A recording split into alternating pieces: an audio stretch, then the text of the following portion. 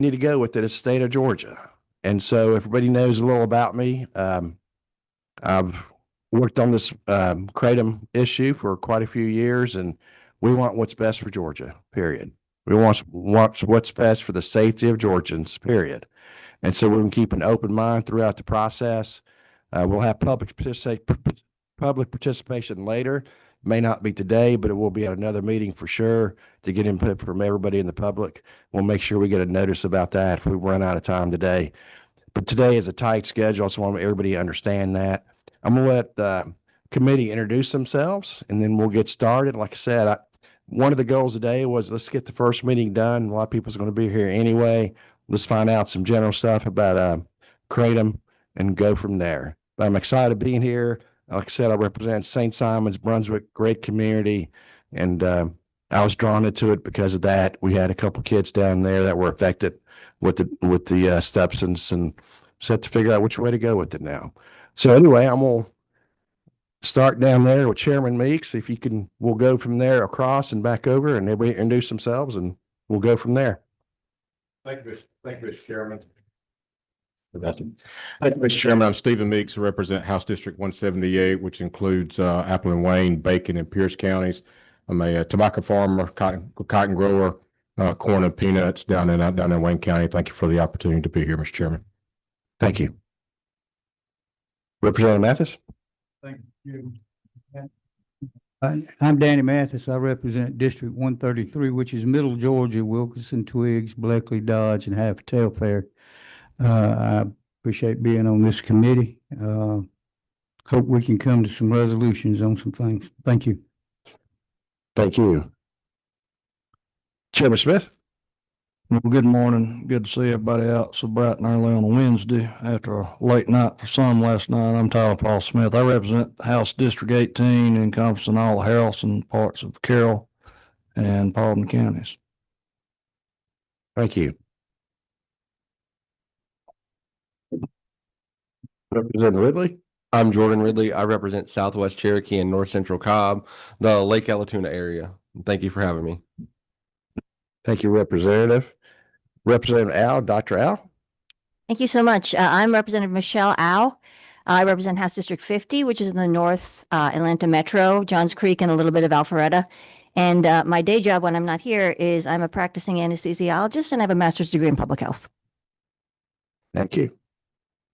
And Chairman Corbett. Thank you, Mr. Chairman. John Corbett, District 174, which is Lowndes, Eccles, Clinch, Ware, Charlton, and Brantley counties, right on the Florida line. Excited to be on this committee. Look forward to working with the members. Let's come up with some common sense solutions to hopefully solve the problem that we're seeing with addiction to kratom. Thank you, Mr. Chairman. Thank you, Chairman. Okay, I appreciate this. Appreciate everybody being here. We're going to get straight to the agenda. Like I said, tight timelines. We're going to move on. Dr. Steck.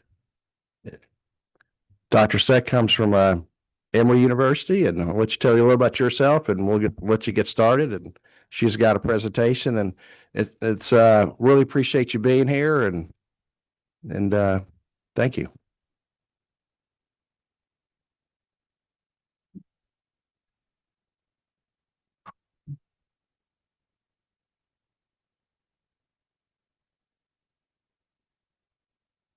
Good morning. Thank you for having me. Again, my name is Dr. Elena Steck. I work with faculty at Emory University. I am trained in emergency medicine, medical toxicology, and addiction medicine, board certified in all three specialties. I also founded and run the addiction services at Grady Memorial Hospital. So this is something that we've been seeing for quite some time. And as Chairman Townsend said, my role here this morning is just to kind of set a common language and make sure that we are all kind of talking about the same thing. I have no conflicts of interest or disclosures. And so on a very high level, kratom itself is a plant. It comes from East Asia and has been used by indigenous cultures for millennia. It now, when we're seeing it in the United States, tends to come in a variety of formulations. Early 2000s, 2010s, it came predominantly as powders, which was then packed into capsules, stewed into teas. As you can see here, it's something that's usually sold kind of in bulk and then prepared however the individual finds it most easy to take. We're also now seeing concentrated extracts, which come sometimes in these little like shot bottles, like a 5-hour energy sort of thing, as you can see there in the image to the left. And many of these are images that I took myself just wandering around different shops in the area. It's very accessible and really quite. So I think one of the really important things to discuss when we're talking about kratom and kratom products are the reasons that people use it. And this is data back from 2020, but there was some recent data presented at this year's American Society of Addiction Medicine meeting, which confirms these data.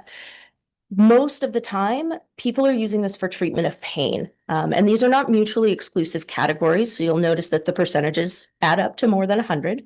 But treatment of pain and then treated of mood or psychiatric symptoms. So particularly for individuals who lack access to care, this is something that those communities have seen as a real boon. Another thing, and really kind of where we see it in the medical field most often, are for people who are using kratom as an alternative to prescription or illicit opioids, either as a replacement or as an alternative method to wean themselves off of prescription or more dangerous opioids like fentanyl. There are many compounds in kratom leaf in the actual plant itself, but the three that are most relevant to our discussion today are metragenine, 7-hydroxymetragenine, and metragenine pseudoindoxyl. So metragenine is the primary active compound in the plant itself, in either fresh or dried leaf. And 7-hydroxymetragenine, which is colloquially known most commonly as 7-OH or 7-hydroxy, metragendoxyl, which is either pseudo or pseudoindoxyl, are really only present in trace amounts in the plant.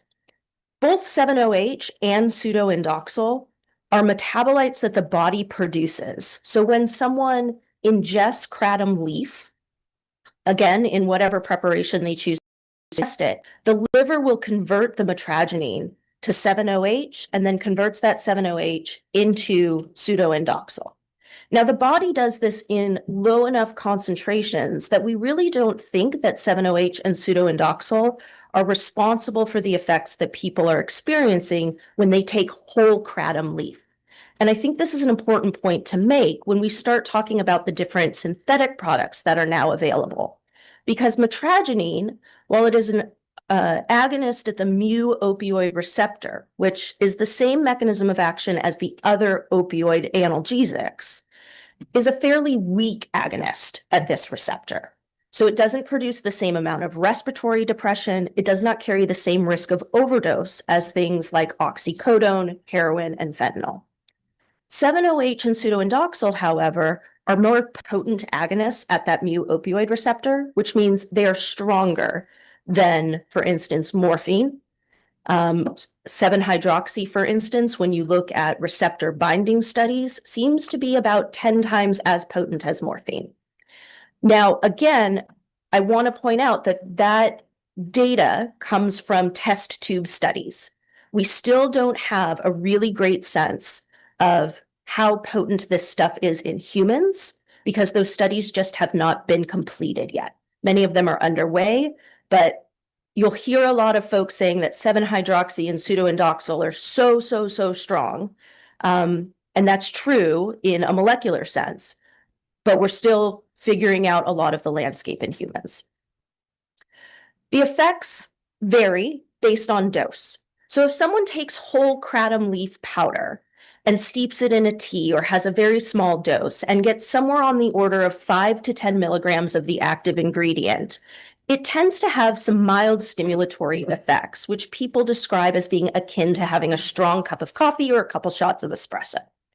It's not until people get into higher doses where you start to get into 40, 50, 100 milligrams of the active component, either in powder or capsule form, that you start to feel the opioid effects.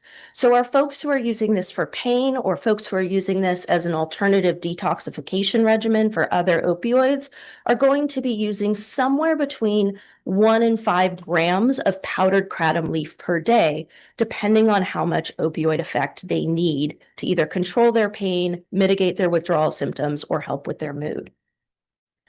One of the main concerns is that because this does act at the opioid receptors, the body gets used to it, just the same way that the body gets used to other opioids. So over time, people may find that either they need increasing doses of kratom to achieve the same effect, or that if they stop the kratom abruptly, they develop a withdrawal symptom that is exactly the same as what we see with opioid withdrawal. So people can get very they don't have access to this substance anymore. As I mentioned, a lot of people are using kind of the leaf product, somewhere on the order of 1 to 5 grams a day, which comes out to about 50 to 150 milligrams of the active ingredient. It tends to be a younger population on the whole. Obviously, there's a wide range of individuals who use this, but in a recent study from, I want to say 2025, what they found was that the average user was in their early 30s and predominantly a male population. One of the concerning things to me as someone who works with folks who have substance use disorders, current substance use, about a third of people are using kratom with other substances, particularly if folks are taking kratom with alcohol or benzodiazepines, things that are sedating, that does increase the risk of respiratory depression and overdose from those combined effects. Kratom, as we're probably all well aware, has been increasing in use. So this is data from the National Poison Data System. It's an aggregate collection of calls that come into the poison centers across the country. And what we see when we compare it to other available kind of so-called gas station agents, things that you can buy in smoke shops or gas stations, or in stores, it's like tianeptine or phenibut, kratom has definitely been increasing beyond what we see in trends for those other similarly accessible substances. Now, this data on the previous slide only went to 2023. There was a more recent study, again, looking at national data, which showed that, unfortunately, this got cut off. But between 2023, when that last graph ended, and 2025, when this study concluded, there was, again, a doubling of the number of annual calls that are coming into the Poison Center.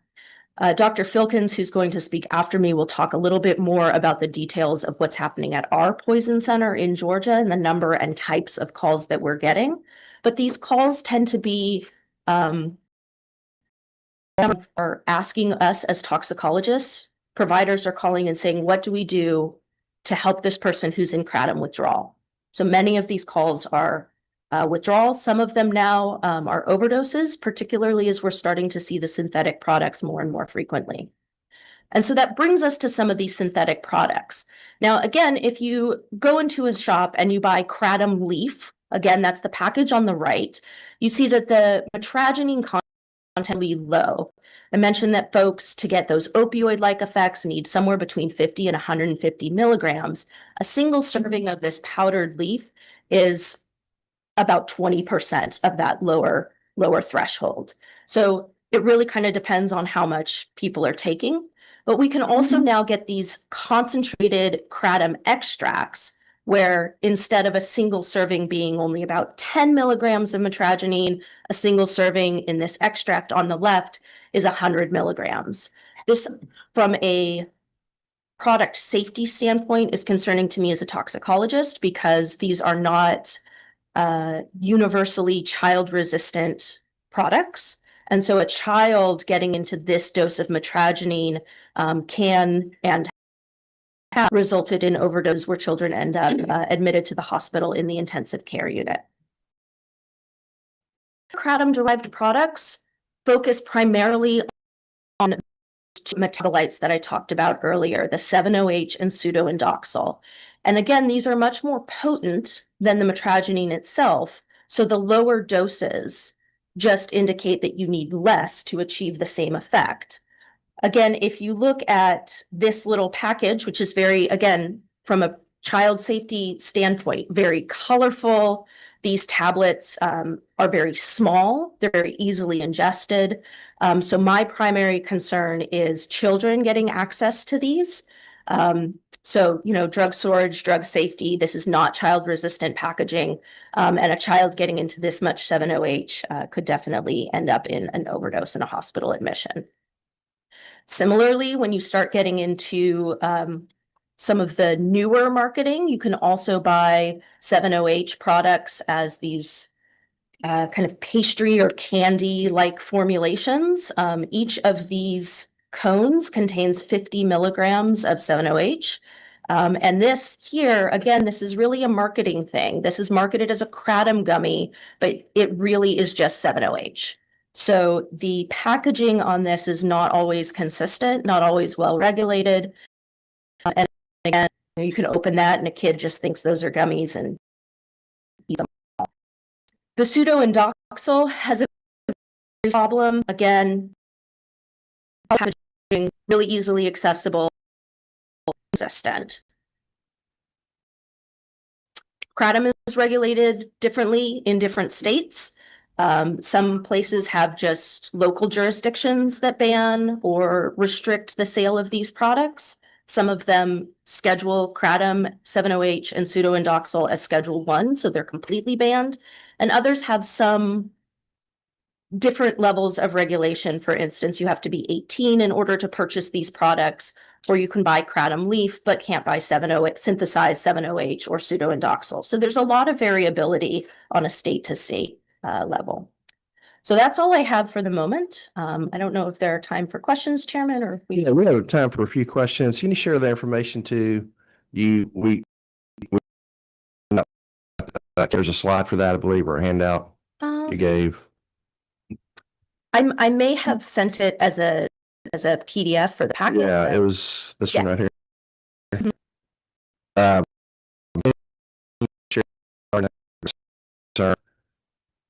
Can you, yeah. Okay.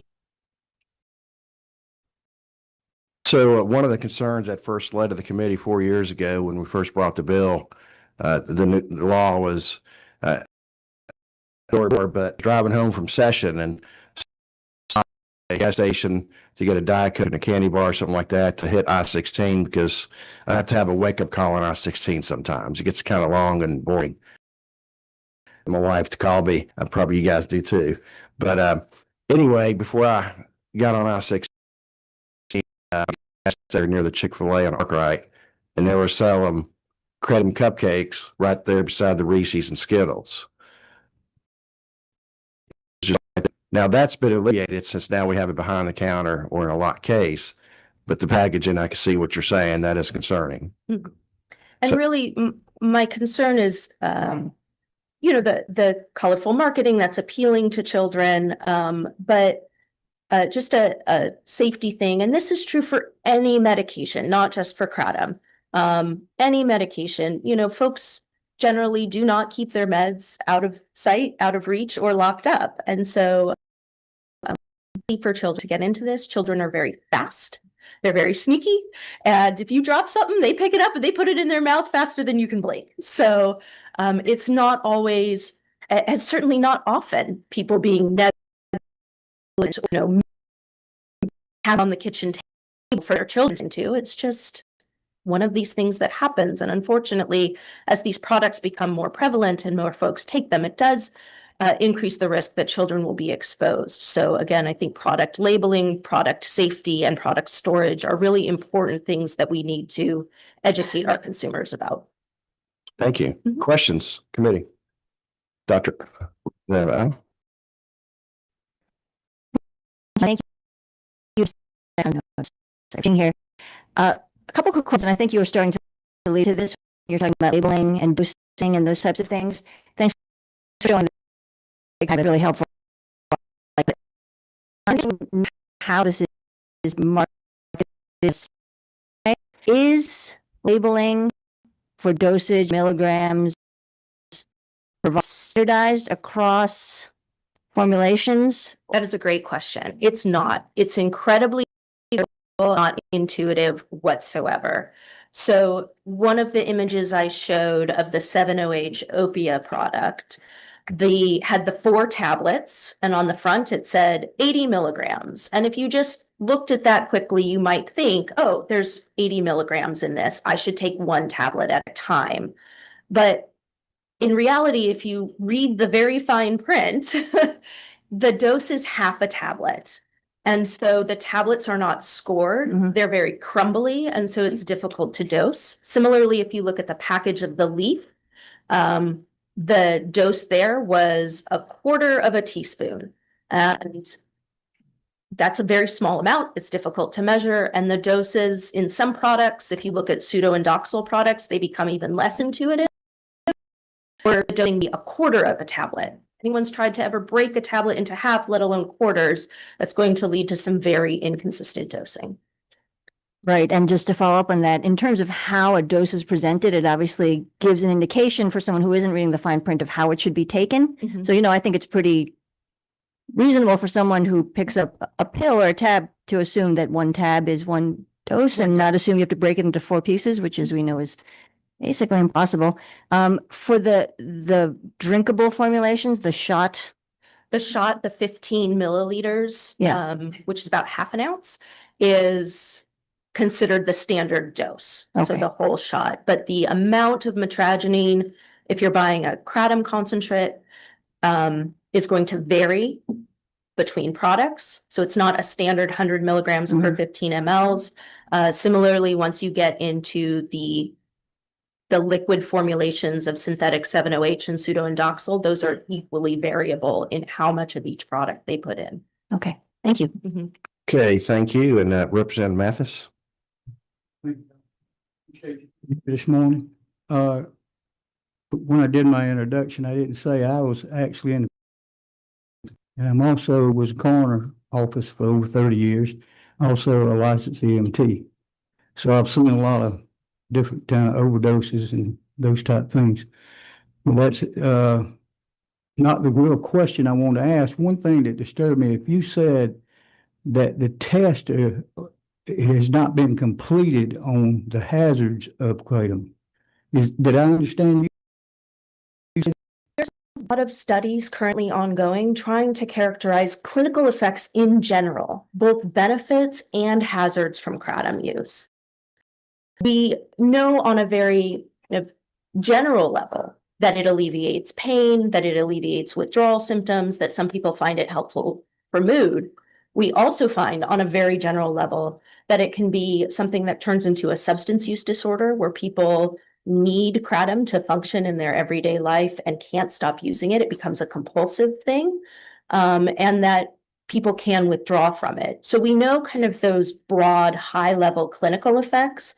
What we don't necessarily know very clearly are the exact biochemical steps that are leading to that. There's still a lot of active research at that kind of cellular level. She had people in a lot of ways. Is that correct?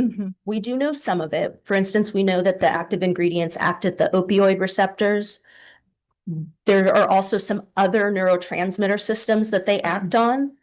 Those are still very murky because the experiments show that metragenine and 7-OH will act one way in mice and a different way in dogs, and we don't have this worked out yet. Follow, let me skip me a little bit because this is so available to any age person. And there's no limit on, how young you have to be to get this. We know a lot about it. We do know it has side effects. That's just concerning to me, but I do appreciate your knowledge and I appreciate you being here today. Thank you. Thanks, Representative Mathis. Now, there is a current law that on the books that you have to be 21 and you should have that in your packet. If you don't, we'll send it to you. And if people in the audience need a copy, just let us know. We'll make sure. I can tell you how to get it. It's online. It's not hard at all. We do have some restrictions, but thank you. And then I think 2 more questions. Let's go to Chairman Corbett. Thank you, Dr. Speck, for being here this morning. And that's very, very concerning when you said that it's 10 times more potent than terms. Is that correct?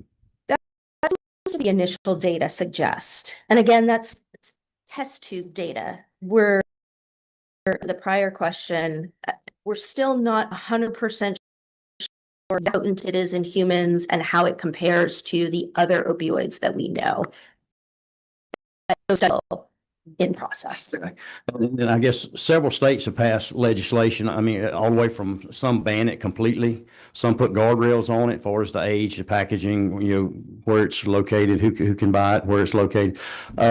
Is it a certain state that is doing something that you would recommend us, That's- emulating? That is a great question. And to be honest, I haven't looked at the individual opinion on that. But I do think some sort of regulation is appropriate. I think trying to ban substances completely leads to its own problems. We know that there are some beneficial, and from my experience as a medicine provider, someone who's very focused on harm reduction, and I've had to choose between someone having uncontrolled use of fentanyl versus uncontrolled use of crime. So I think having some restrictions, some regulations are very beneficial. And Thank you. Mhm. Thank you, Chairman Corbett, and now Chairman Meeks. Thank you, Mr. Chairman. Thank you for being here today. And just to follow up on the question of the answer to the question you just answered, should there be thought given to where it is purchased, whether it be under the supervision of a pharmacist, convenience store, or other shops that may not have anyone in that shop that can give any medical advice as to the patients, and making sure that given what it's being used to treat. I do think that it should be perhaps not as freely available as it is right now. However, it's not regulated by the FDA. It is not considered a pharmaceutical product. It's considered an herbal supplement. And so I think it would be difficult to restrict it to healthcare settings. I also think it would be difficult to restrict it to healthcare settings because there are a good number of physicians who don't know very much about it. So even putting it, for instance, in the hands of pharmacists or physicians or health practitioners who may not necessarily most informed advice about it. It's very tricky. Thank you, Mr. Chairman. Okay, thank you. Appreciate your testimony. And Dr. Patrick Wickens from Georgia Poison Control and Grady. And by the way, we did ask for air conditioning earlier before the meeting started and checked the air yesterday. And so I think if you can touch base with LGBA for me, we'll keep trying, guys. Yes, and I think we're not in session, so we can take our coats off if we need to. All right. Thank you for being here, and just, again, thank you. Thanks, Mr. Chairman. My name is Patrick Filkins. I'm a pharmacist by trade with additional training in emergency medicine, and I actually trained under Dr. Steck in toxicology, and I have stayed on with Grady and I've testified to this committee. So comments on the brief side. The main thing I wanted to speak about today is what we're actually seeing in Georgia. There are a lot of studies that have been published, but here at the Georgia Poison Center, we serve Georgia, single county, are inevitably the ones being called by patients who need help after as Dr. Steck alluded to for withdrawal from suspicion of create. Dr. Steck did a good job. All of these are really unregulated.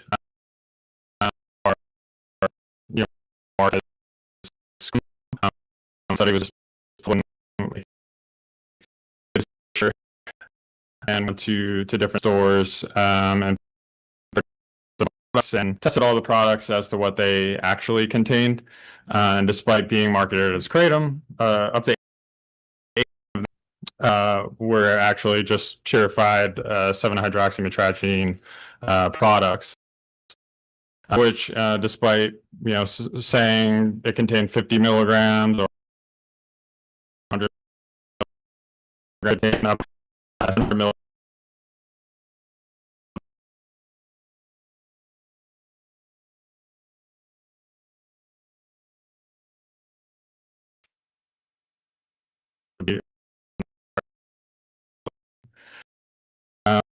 Additionally, that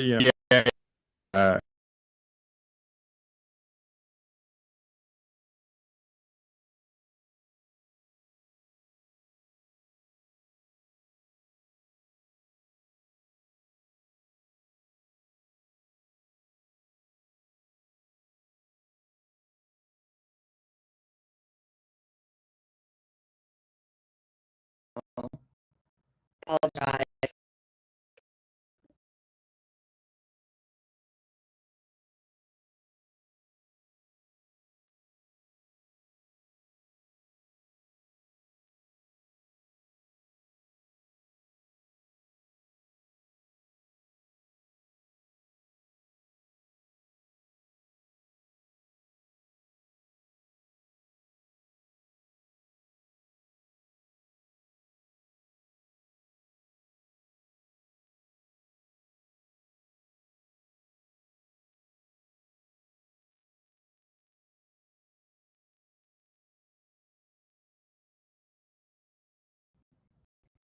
I have the worst luck ever, and I'm like right next to my router.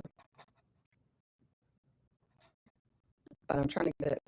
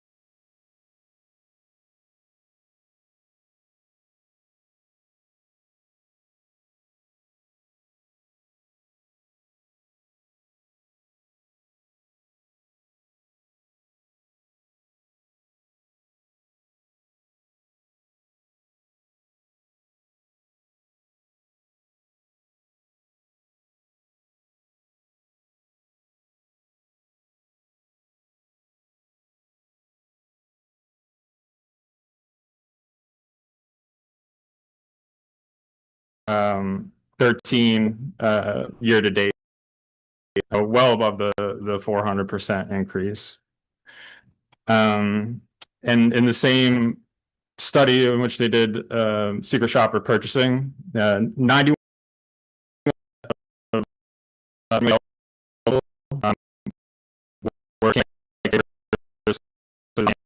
things that would be marketable to children, things that children would go after if found in the home.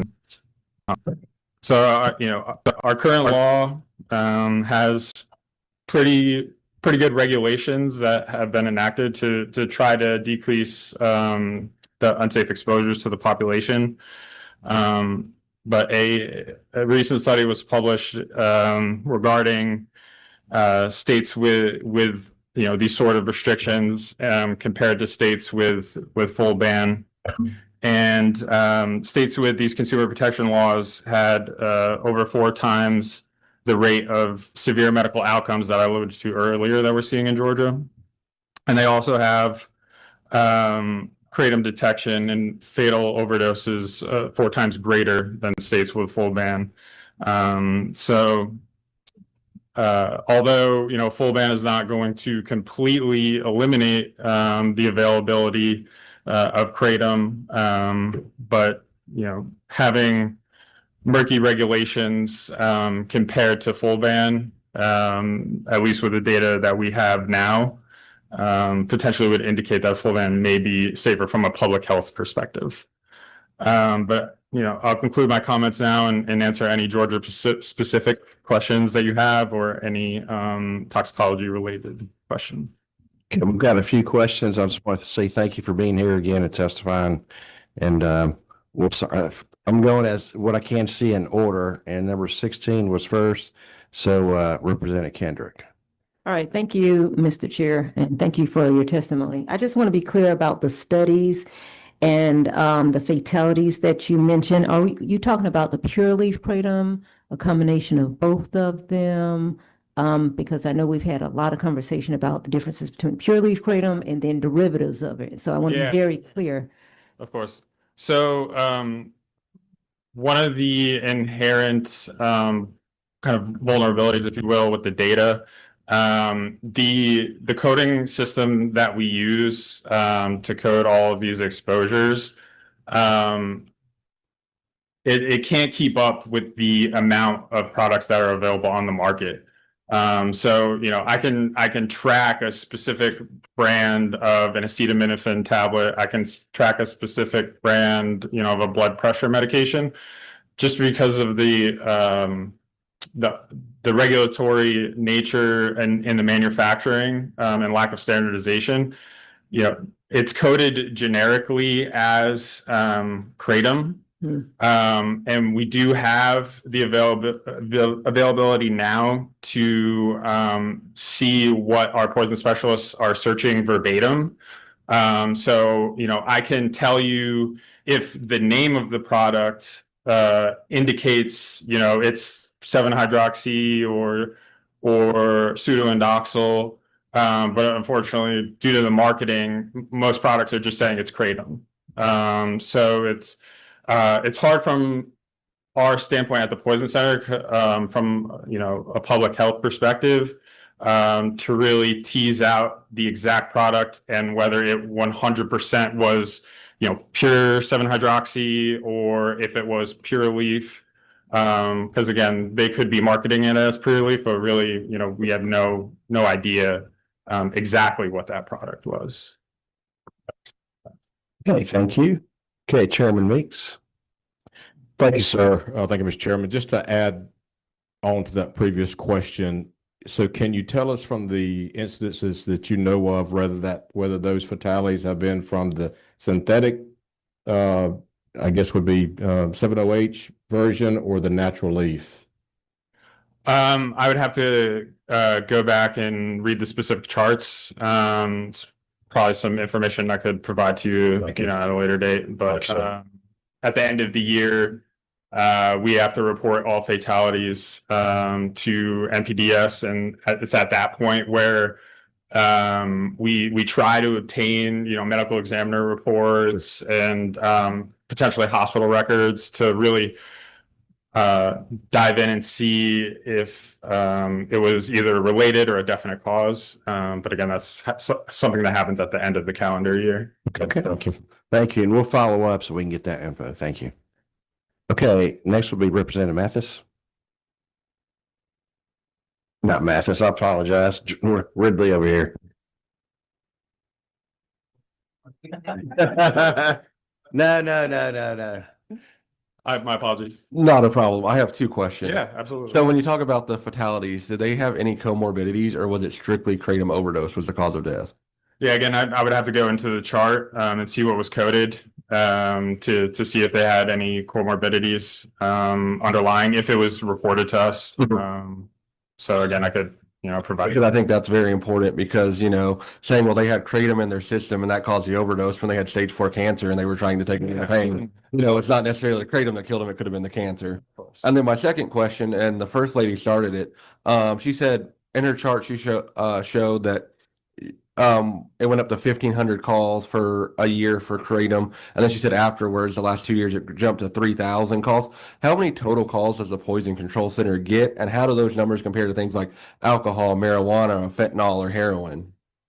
So actually our most, I'll come out on the substances. Our most commonly called substances are analgesics. So, acetaminophen, ibuprofen, things like that.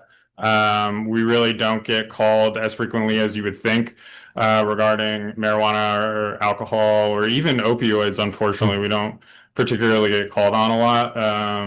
And I think a big part of that is because emergency medicine providers, obviously at this juncture in the opioid epidemic, are very well versed in managing those patients. They know to administer naloxone, so they typically don't need, elevated expert help from toxicologists at this point to manage those cases. So I couldn't give you an exact figure on how often we're getting called, but I will say I'm willing to bet there's a lot less than you would think.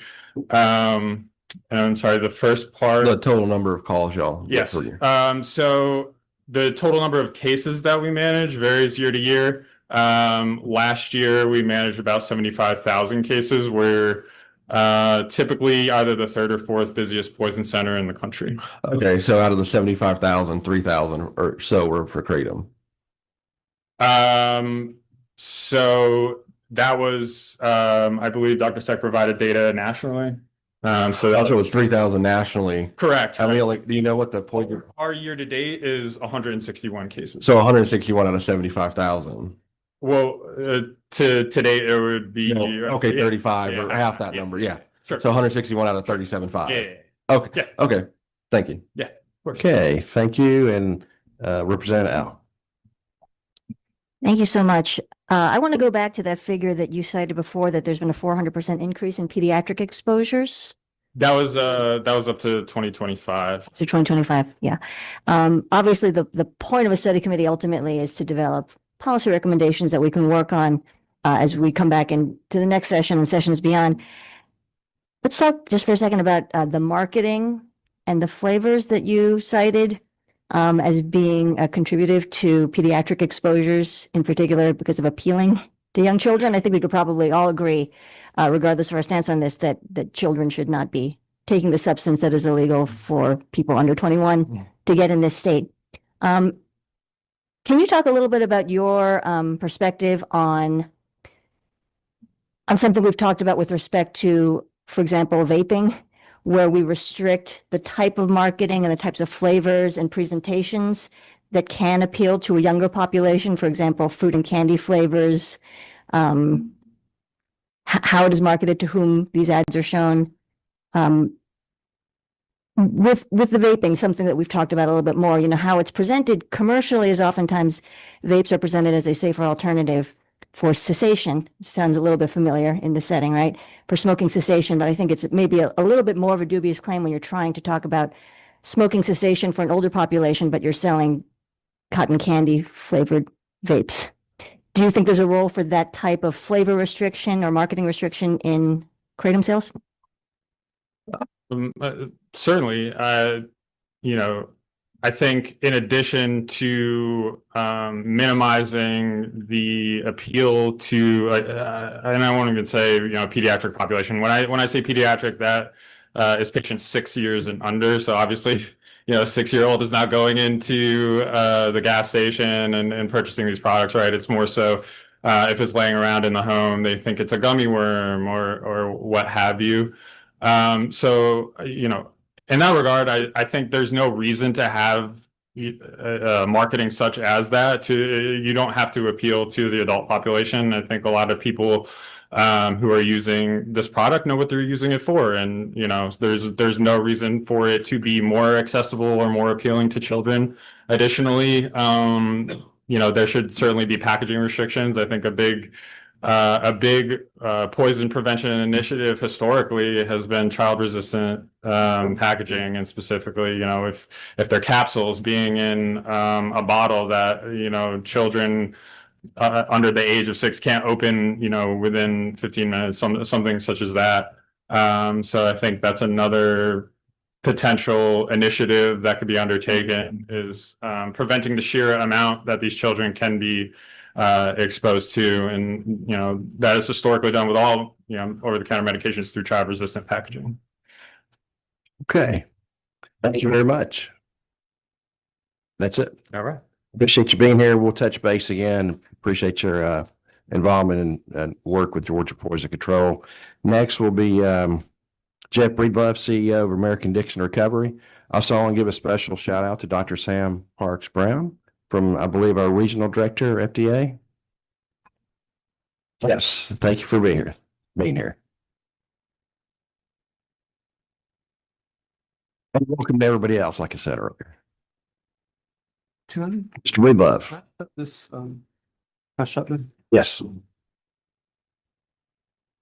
Thank you, Mr. Chairman.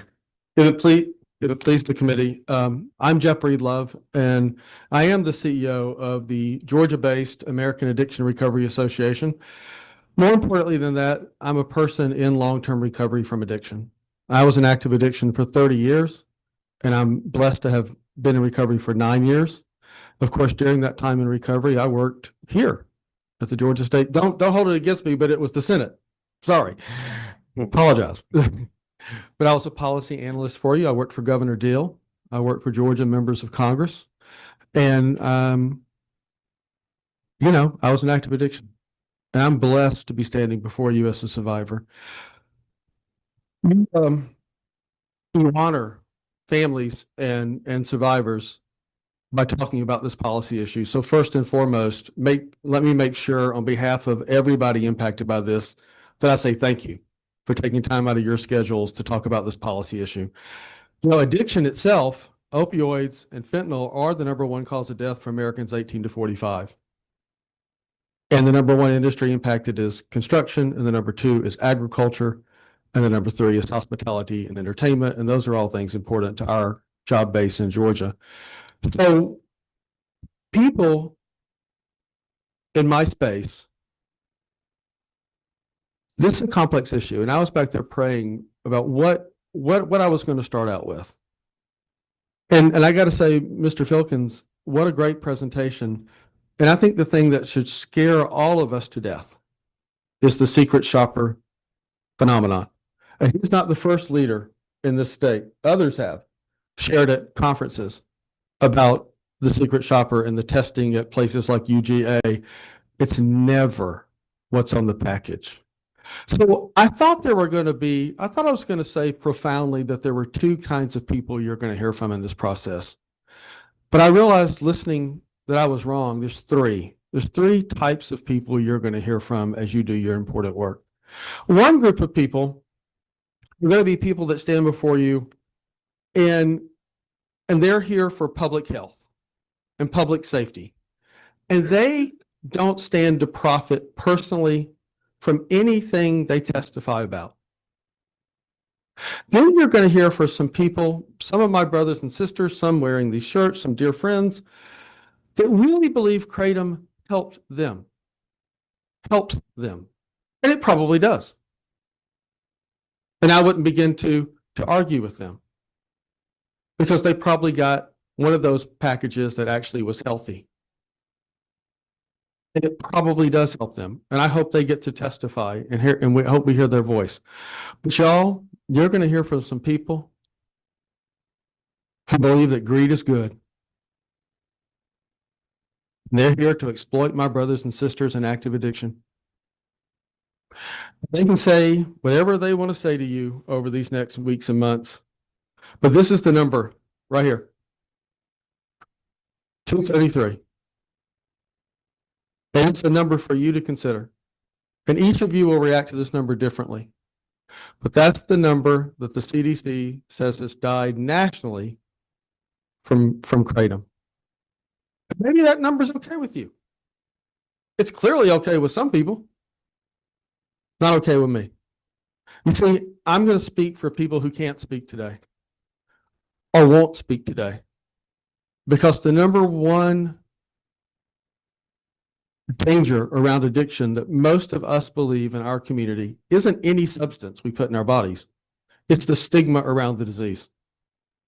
And some people will not come and stand behind a podium like I will because they're afraid they'll lose their job. They're afraid their church will ask them to leave the congregation. They're afraid they'll be made fun of at a school.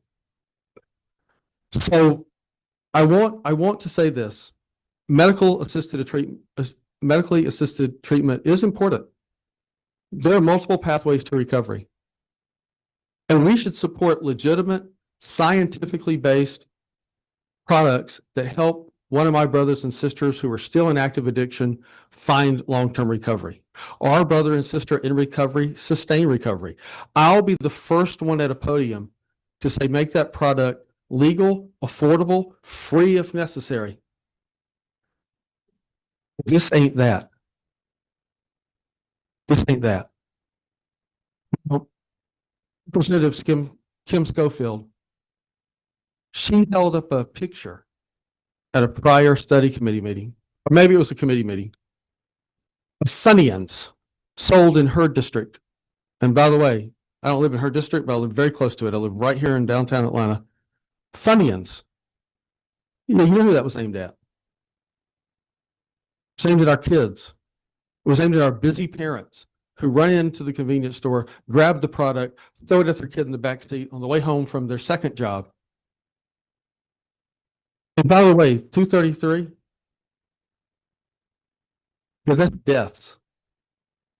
What about the medical conditions of people that survive? Let's talk about that too. So if we come up with a product that one of my brothers and sisters can get that's safe, let's do it. But you do not get those at convenience stores. I went to a convenience store yesterday on purpose. Quick Trip. Yes, they have little Pepto-Bismol things and little Tylenol things and little things that you can get if you're traveling and want some relief. You do not go to a convenience store, I submit to you, to save your life, to find a product that's going to keep you in recovery from addiction. You don't. It's about integrity.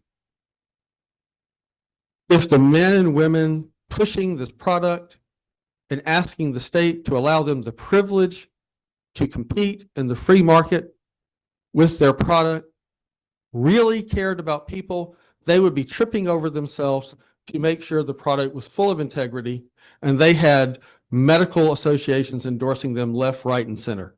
But they don't. They put it in convenience stores. Now, I'm just a guy in recovery. And I didn't stay at a Holiday Inn Express last night, so I hope you take this for what it's worth. But I do know the FDA, and I do know that under Biden and Trump, the FDA, in a bipartisan manner, continues to warn the public against the use of kratom for medical treatment until safety and effectiveness can be evaluated. In fact, I know the FDA has a website that literally says, the time to act is now. We can and must prevent the next wave of the opioid crisis. Bipartisanly, FDA, Biden and Trump administrations. I know the Mayo Clinic. I've been to the Mayo Clinic in Minnesota. It's a pretty reputable place. The Mayo Clinic states that kratom has not been shown to be safe or to treat any medical condition. And the FDA has warned people not to use kratom because of possible harm.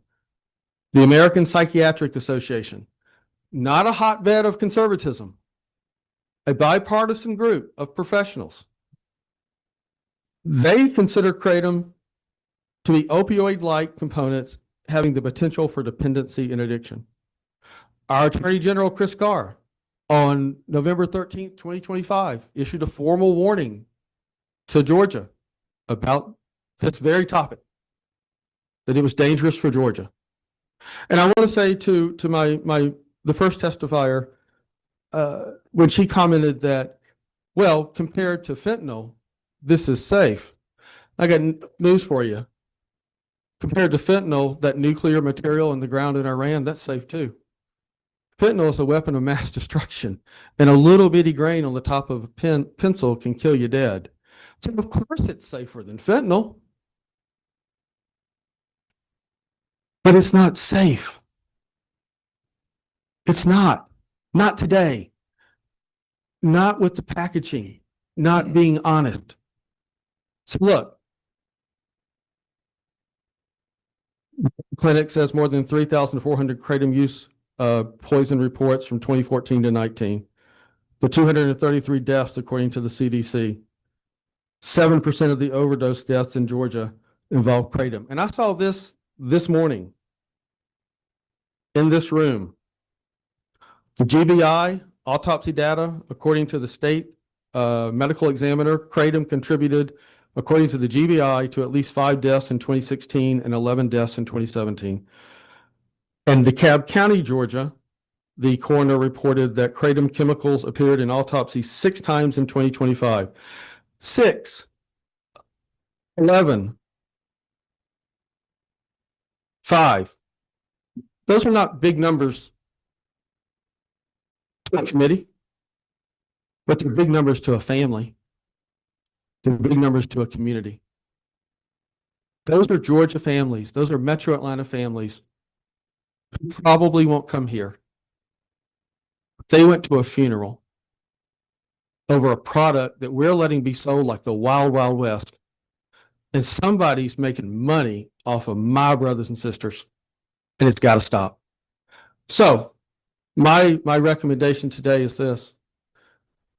Let's get a Georgia solution where we can get this in the hands of reputable medical professionals. And let's get a product on the shelves that people know what they're buying, not aimed at kids, and it's there for medical purposes. Now, if people say, I don't want it for medical purposes, it's a herb and I just want it because I'm an American and I can do what I want, that's great with me. It's none of my business. But I would think we could all agree. We at least want to know what's in the packages. And we at least don't want packages aimed at kids. And if you pass any law, rule, or regulation, I implore you to have funding available for the appropriate state agency to enforce the law you pass. It does no good to pass a law without enforcement mechanisms behind it. And if you don't believe me, I will drive you to a convenience store in urban Atlanta, suburban Atlanta, and rural Georgia and show you what I've seen on the shelves. They're not going to take it off. Bad actors are not going to do that. So it's a serious issue. It's a life and death issue. And I did want to say this.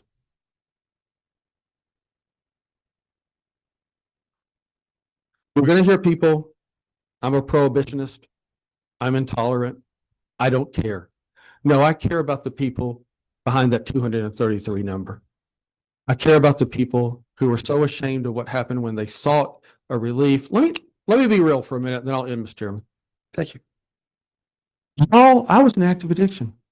I was running and gunning. I live in Grant Park. I was running and gunning on these streets that you can walk to from where we sit. I've been in places that you don't want to go to in your nightmares. I went there because of my addiction. It's a brain disease. I sought anything and everything because my brain wasn't functioning healthily. People in active addiction don't read government reports. They don't read labels on packages. You're right. It's pretty sure that they think it's one, the whole dosage is one pill, not you got to break it. We're not reading that when we're in active addiction. We're not reading that when we're in pain and early recovery, trying to feel better to make the pain go away. We trust the store it's sold at. We trust the state wouldn't let it be there. So I'm glad these folks are here today. And each of them are a blessing. And I thank God and my higher power, Christ, that they are alive. But they're blessed to be alive. They're not among the 233. And we've got to find that balance to give a safe product to people who deserve it not have something on the shelves that's not. And I'll leave you with this. I will make a prediction as a former staff member. If you don't do what Alabama's done, what Florida's done, what Louisiana's done, what Arkansas's done, what Tennessee's done, if you don't join these other southern states, I mean, God forbid we talk about the West and the North. Let's forget those folks. They don't get it. Go Dogs. If we don't at least do what our brothers and sisters across the South are doing in their state general assemblies and protect our communities, you will be back here within 2 election cycles having a committee on how you disperse the Kratom settlement dollars, just like you're figuring out how to disperse the opioid settlement dollars today, because the deaths will increase, the lawsuits will happen, and you will have been part of making a choice at this moment in history. This is a moment in time for you. Are you on the side of history of those for public health who will not profit, who want safety for our communities and our families? Or are we on the side of, hey, let it ride. It's okay. It's free enterprise. Let people make their choice. Don't worry about the safety problems. Make your choice. Families are watching you, but you are making a life and death decision with the study committee. Mr. Chairman, I thank you for the privilege to testify. Okay, thank you very much, Representative Ridley. I just want to clarify a couple things. Your 233 deaths, according to the CDC's website, was from 2015 to 2025. But in that, it says 79% of them had another drug in their system, and 62% of those were fentanyl and heroin, which are already illegal. So that really only brings it down to 49 people over 10 years who died of kratom overdoses without another drug in their system. And the CDC said that there was a great chance they already metabolized another drug out of their system. They couldn't test for it, so they couldn't even say those 49 were kratom only. So over a 10-year period, we had 49 people die from kratom, but we had over 100 die from ibuprofen. So they're saying we're going to have settlements and everything. Nobody's going after the ibuprofen company for killing more people than kratom does at over a 100% higher rate. So again, you know, I'm all about supporting people in recovery. I know people who have had meth addictions, heroin addictions, and I'm all about supporting them and doing everything we can. But I think it's a little disingenuous to come in here and say, you know, it's so bad when ibuprofen's killing twice as many people. And then also you talked about people getting paid to come testify. Are you currently getting paid in your current role to testify here today for addiction recovery? No, I'm here with my own organization. Does that organization pay you? Well, sure. So you are getting paid to be here today? Well, I run the organization. I pay myself. Okay. Okay, thank you, Representative. Chairman Corbett. Thank you, Mr. Chairman. Thank you, Mr. Breedlove. Thank you for your passion. Thank you for your testimony. We talked about the 233 and y'all just debated trying to differentiate, you know, if it's all kratom or not. But my question, I guess, is I have a friend who's got a stepson that's addicted to this. They put him in recovery.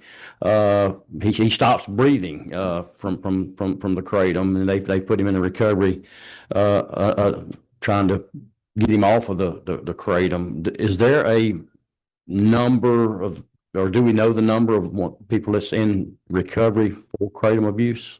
I couldn't testify that I know the number of people in recovery. I can say that, you know, the number that the Mayo Clinic, they report 3,400 poisonings. Now, whether or not somebody's in recovery from that poisoning or not, so it's not a fatality. Yeah, it doesn't show up on the 233, Right. but how many's in recovery? Right. I For mean, this, because I know this one personal story of a friend of mine, but also there's a pastor in my district that runs a men's recovery, and he said that's the biggest thing they're seeing there also. right. No, it's a very dangerous product. I think it could be if and if you heard my testimony fully, if we can get a product that will help people sustain whatever they need medically in a healthy environment, I don't care what it's called, then we should use it. But what's out there right now and what's going on in our streets right now is not a healthy situation. There probably is a solution, and there's probably some way to have good actors with good products that serve good families. But we have too many bad actors in this space right now, and I will stand up to them and I will say that it is completely unacceptable for day after day after day for products to be on the shelves in Georgia that do not contain what's in there.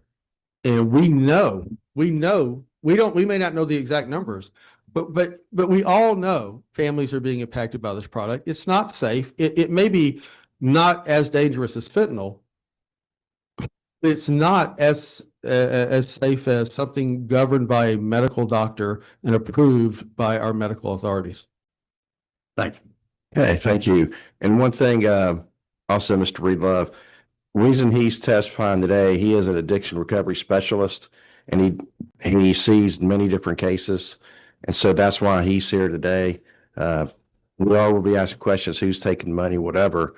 And in some roles, they'll do that. You'll have a researcher later that's receives money from a Kratom organization, does valid and reliable research. And you'll see it same way of others who are doing post-certified training, and they will benefit from that.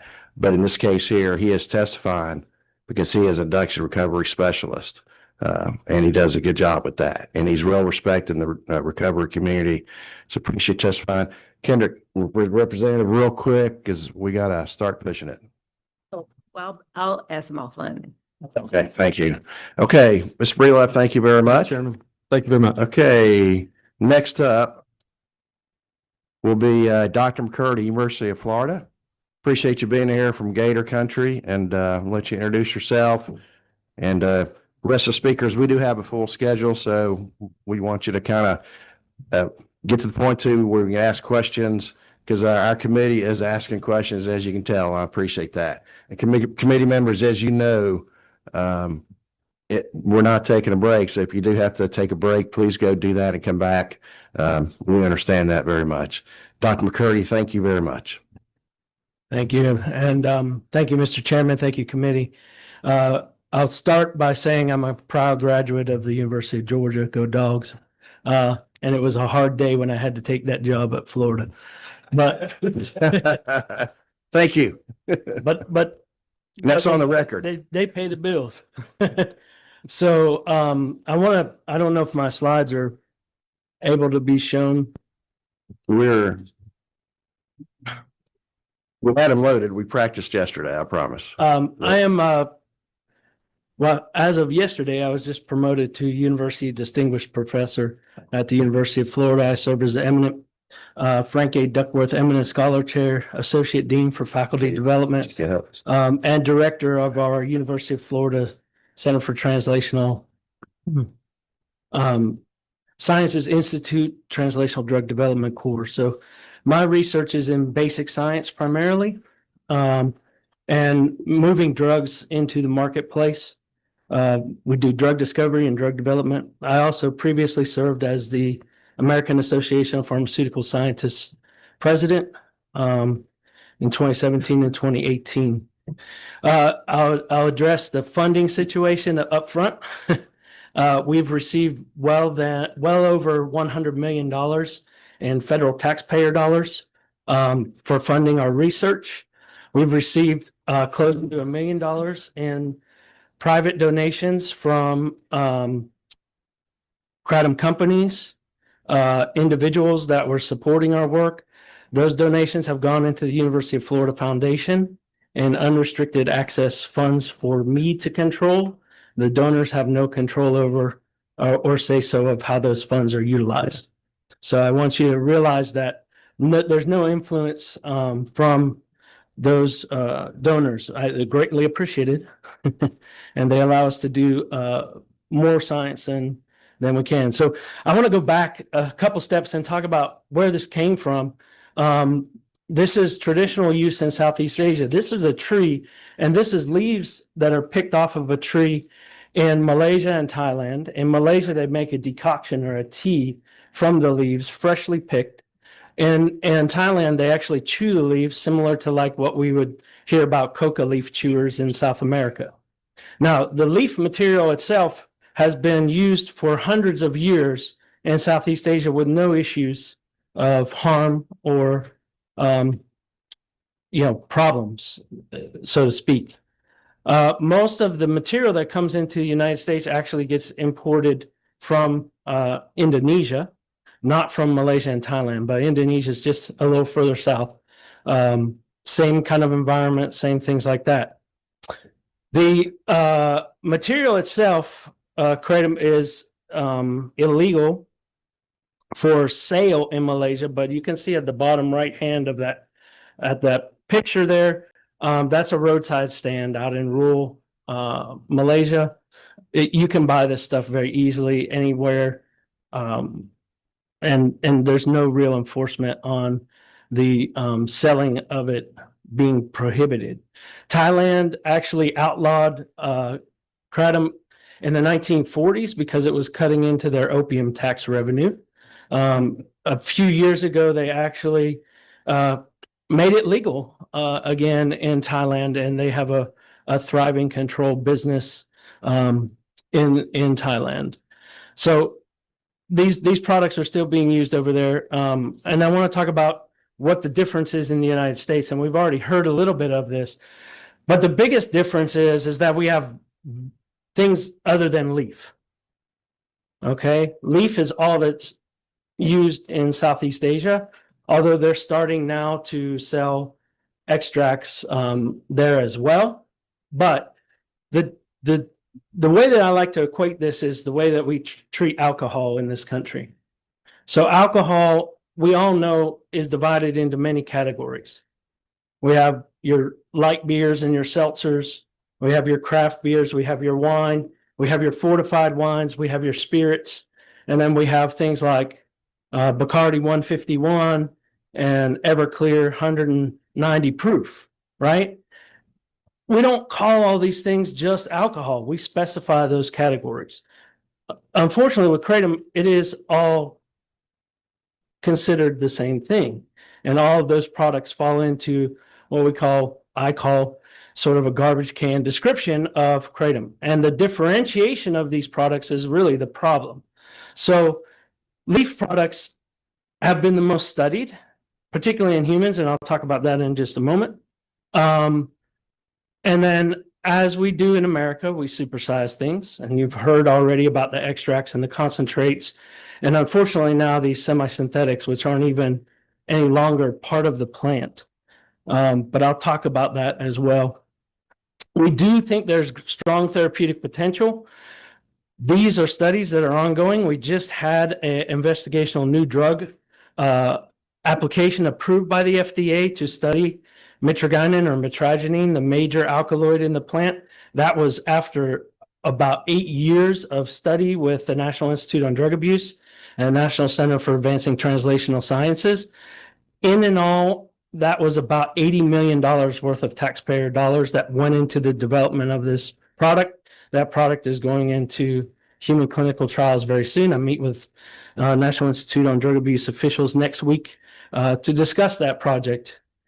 We do believe that it can be successfully used for opioid detoxification or as a medicated assisted therapy, very much like Suboxone or buprenorphine is used today. We also know that some polydrug users are reporting that kratom reduces the intake of methamphetamine. There are grants funded from the National Institutes of Health to look at harm reduction in alcohol use disorder, psychostimulant use disorder, as well as opioid use disorder. So there's a lot of medical potential that's seen here. The other thing is that the lack of standardized products, which is many of what we're talking about today, has really delayed rigorous clinical evaluation of these products. And so this is very busy. I do have a copy of these slides for everyone that wants them. They can be made available. This is many of the alkaloids that are present. And the only reason that I put this up here, and you can't read a thing on there, but these are all the different proteins in the human body that this interacts with. It does not interact only with opioid receptors. It interacts with opioid receptors. It interacts with serotonin receptors, which are mood elevation, where many of the antidepressant type actions of this plant come into being. It also interacts with adrenergic receptors. Adrenergic receptors are our fight or flight system that allow us to get energy. And those are the three main systems that this plant works on. All three of those systems are involved in pain transmission. And so we do not have a single drug approved in the United States that targets all three of those simultaneously. We do have some opioids that target the adrenergic system as well. But we don't have anything that is as unique as this is in terms of its potential properties. So I want to talk straight up to human trials, and the FDA has sponsored now 2 human clinical trials with Kratom leaf. The first, and we were a collaborative team involved in those studies. The first one was what they call a SAD study. It's a single ascending dose trial.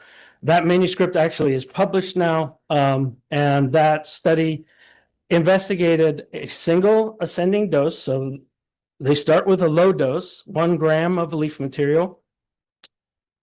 A month later, they move to the next dose because they do all the safety reviews, all the reviews of blood samples, everything that was experienced by that individual before they pass safety to go to the next dose. So they went from 1 gram to 3 grams. The FDA was shocked that nothing happened at 3 grams. So they skipped the next dose and went to 8 grams, then 10 grams, and then 12 grams. They completed the full ascending dose trial. The end result was that there was no clinically significant adverse events that occurred in that trial. Yes, at the higher doses, 8, 10, and 12 grams, there was some nausea and vomiting that occurred in certain individuals that also occurred in the placebo group in that study. Now, there was one finding from that study that made it appear to have some opioid-like effects, and that was that the pupil size changed. But it changed only a fraction of an amount compared to what someone would be seeing if you were taking something like morphine. The next study that's underway at Baylor College of Medicine is the human abuse potential trial. So the FDA didn't think they would even get to the human abuse potential trial because they didn't think that they were going to show safety in the single ascending dose trial, which they did. Now we're moving into the human abuse potential trial that will have 3 doses of kratom over multiple time of exposure, and it will go up to 16 grams of leaf material. I want to just point out, these are in 500 milligram encapsulated powder doses, so 500 milligrams per capsule. Somebody that's going to be taking 16 grams is going to be taking 32 capsules within a 5-minute period. If that doesn't cause you some nausea and vomiting thinking about it, I can understand why. We will see at that higher dose, though, if we have any other toxicological or serious safety concerns, as that dose has not been studied in humans. There have been a couple of other studies in Canada that have been carried out on kratom and kratom extract. The extract papers have not been published, but some of the leaf material has been published, pretty much aligning and agreeing with the study that the FDA conducted. Coming back to what I said earlier, I think this is the key underlying thing, that not all kratom is equal. We published this paper to talk about the distinction between native leaf and extract products. And interestingly enough, this came out in October of 2023. In that time frame, the semi-synthetics or synthetic compounds started to emerge in the marketplace as well. We were not aware of those at that point. So there's kind of 2 faces of kratom as we see it up to the synthetics, and we'll talk about that much more in detail here in a second. Dr. McCurdy. Yep. Just to give you a heads up, we got the presentation late yesterday. We're Yep. gonna have to speed it up and Okay. let the committee ask questions. No problem. We got this you heard about 7-OH. It is a metabolite of michigan, the main product. Some of these are sold like Smurfs. They're all flavored tablets. You've heard all this before. I want to show you how exquisitely selective this is as an opioid. This is all the human drug targets, over 100 drug targets that have FDA-approved drugs to them. You can see circled in red there, those are the opioid receptors. That's 7-hydroxy. It's incredibly selective for opioid receptors. This is the binding affinity. I want to talk about abuse potential studies. We did all the abuse potential studies in our laboratory and published those that were required for preclinical abuse related studies as described in guidance by DHHS or FDA. And most of our data went into the press conference data package that was presented by the FDA in July of 2025, where they recommended scheduling of this substance to the DEA. Yes, there's human abuse potential with this 708. We've heard about it already alluded to. These are studies that you can read more detail. Does it cause respiratory depression? Yes. As an isolated semi-synthetic product, this causes respiratory depression. Interestingly enough, in that same study that we published, mitragynine, the major alkaloid in kratom, actually increases respiration. Also, we've seen cardiopulmonary arrest in a patient that was revived with naloxone following reported use of 7-hydroxy. And 708 should not even be considered a kratom product. And I understand that secret shopper paper was us too. So many of these compounds are being sold under the guise of being kratom products or kratom alkaloids or enhanced kratom alkaloids, but they are 7-OH or other synthetics. And we heard about pseudoindoxil, which actually doesn't exist in the plant at all. It is another fully synthetic compound. It is a metabolite in humans, but one of the latest fully synthetic compounds, which we're starting to see more and more post-mortem blood samples containing this substance, is called MGM-15. This is on the market in Florida like crazy right now. In fact, some of the death cases that we've seen in Florida are from this. That picture in the middle of this is how we received the product. We had to buy it with cryptocurrency. It came to us. This was when it first got introduced. That text that's really small on the left side was the packaging label that came with it. They said their product is so new, they have no labels yet. And it arrived in an empty jar like that, clear jar, cotton balls on top of it. That was it. So these are the things that are really scary to me and really concerning to me, because these synthetics are far from kratom. They are derived from kratom, but they are not kratom at all. So there's a lot of questions that remain, but regulation is key, and I'll be happy to answer any questions. Thank you, Dr. McCurdy. Two things for you. I'll let Representative ask a question in just a second, Ridley. First is, everybody's got a copy of your PowerPoint. We gave everybody a copy here. But second, too, as we go through this process, you're definitely more than welcome to contact Deborah, my office, or me, and we'll get you any stuff you want to send us or give us. Please, we'll forward it right away. So Okay. no worries about that. Thank you. And then Jordan Ridley, Representative. During your presentation, you said there was a human abuse potential trial at Baylor with the FDA, currently going on. Do you have a target date for when that's going to be over? No. Okay. It's just getting started. In fact, we're just waiting for the final approval from the Institutional Review Board so that we can start recruiting subjects. So it's really just getting started. Okay. It'll be at least another year. Okay, thank you. And Chairman Corbett? Thank you, Mr. Chairman. Dr. McCurdy, you talk about Florida and what they have done, what laws they have passed. Now, they have not banned kratom. What laws? Can you speak to that? Correct. I've been involved in a lot of discussions with Senator Jay Collins, who's now Lieutenant Governor of Florida. He has put together quite a team to put regulation around this. A lot of that was developed alongside the American Kratom Association and the Global Kratom Coalition with inputs from them on regulation. He has Florida safety first for Floridians, just like you all have Georgia safety first for all Georgians. The law that was put into place there is a Consumer Protection Act, very similar to what's already in place, I think, in Georgia, that limits age, certain packaging has to be there, etc.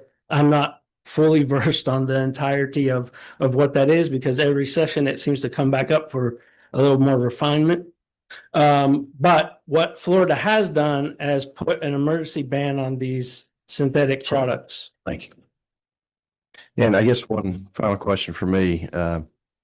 is when I talked with Dr. Grummins and one of your colleagues, and we talked on the phone, he had permission to talk and emailed each other. And one of the questions I asked was about where to sell the product at.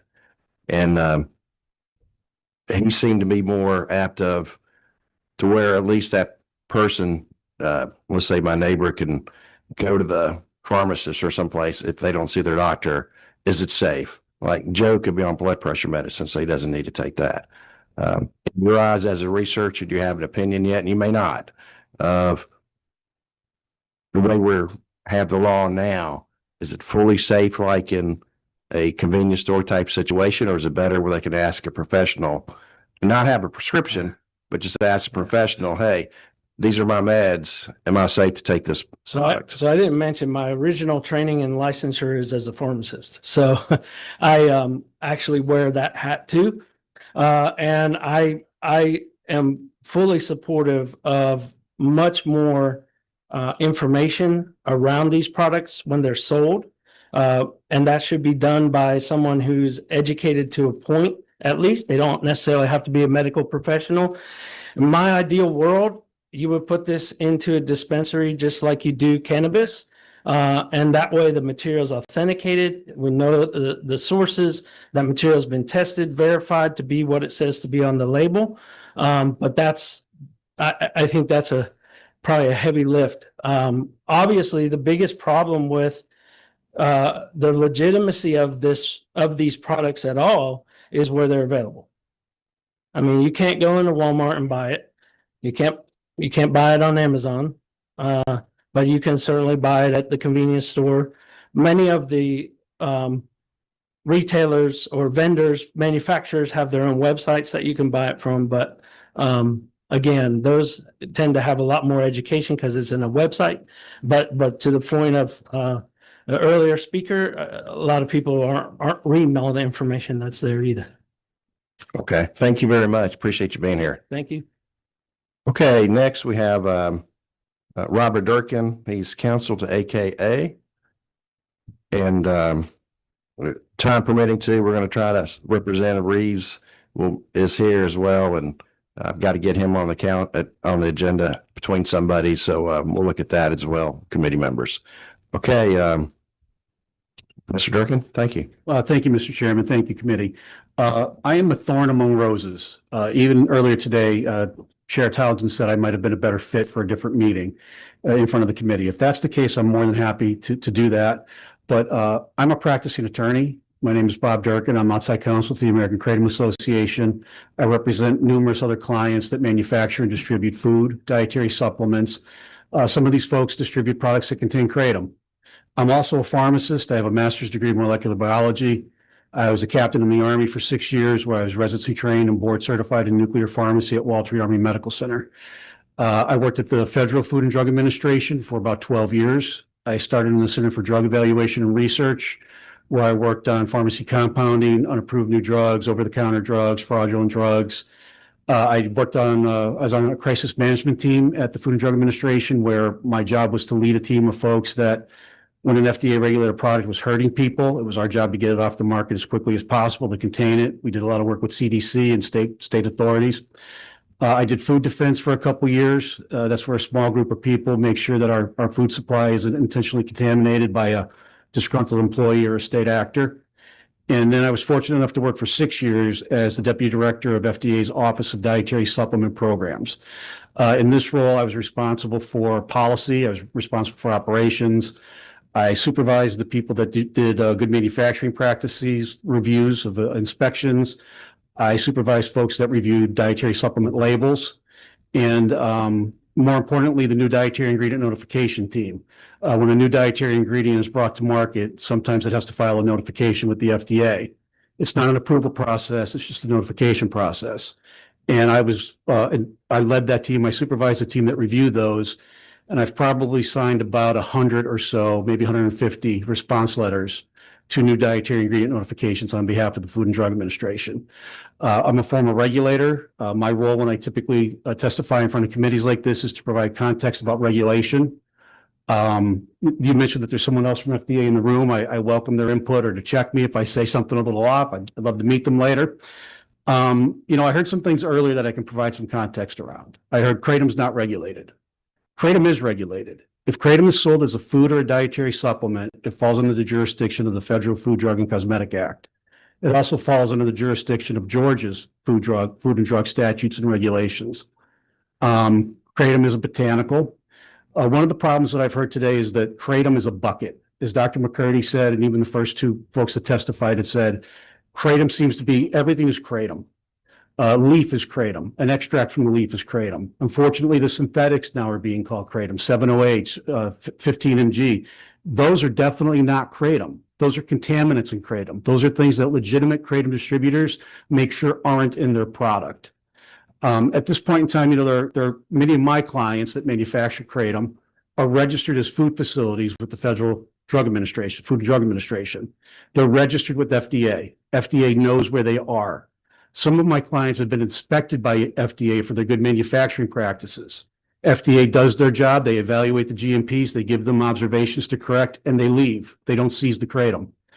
A lot of my clients right now market kratom products, and they have perfect labels. The labels follow the requirements of Chapter 21 of the Code of Federal Regulations. A properly labeled dietary supplement has all the information to inform a consumer about how to take it. If it requires the advice of a healthcare practitioner, it's on the label. Seek the advice of a healthcare practitioner before you take this product. If it's not intended for women that are pregnant or want to become pregnant or that are breastfeeding, that's on the label. Don't take it if you fall in that category. It's on the label for 18 years older and up. Individuals that market kratom, that market any dietary supplement, have a responsibility to know the safety before they go to market.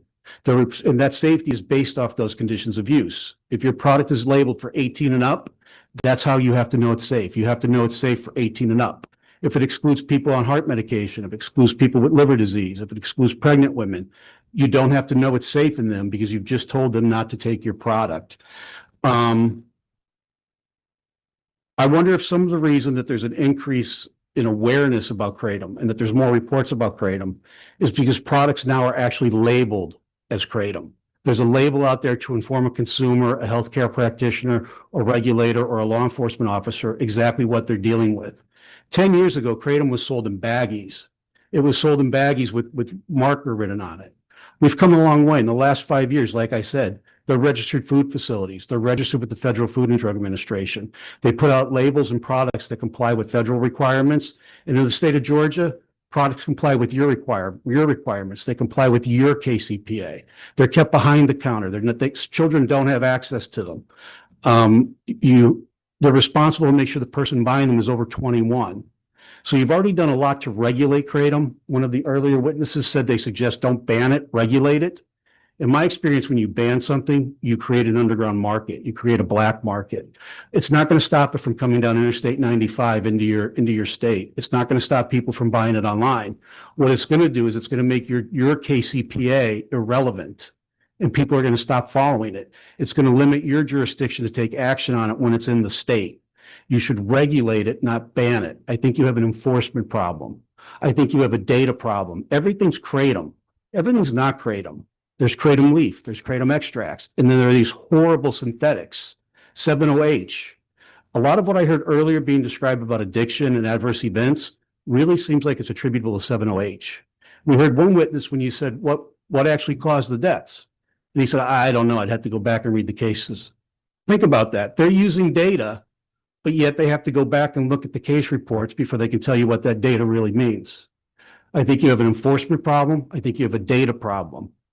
I'm a former regulator. I'm a practicing attorney. I understand the Food, Drug, and Cosmetic Act pretty well when it comes to this. I'm happy to answer any questions or provide any context I can to the committee. Yeah, thank you. I appreciate that. 2 questions for me, then we'll have extra questions, I'm sure.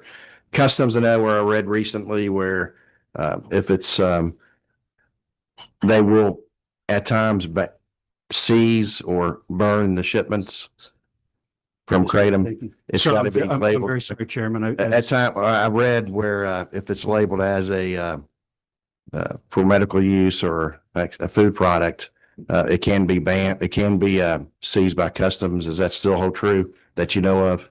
So there is an We'll get import- more testimony. with Yes, sir. law enforcement. There is an import alert for the import of kratom. Okay. In the import alert at the border, FDA has a lot of authority, more authority than they have domestically.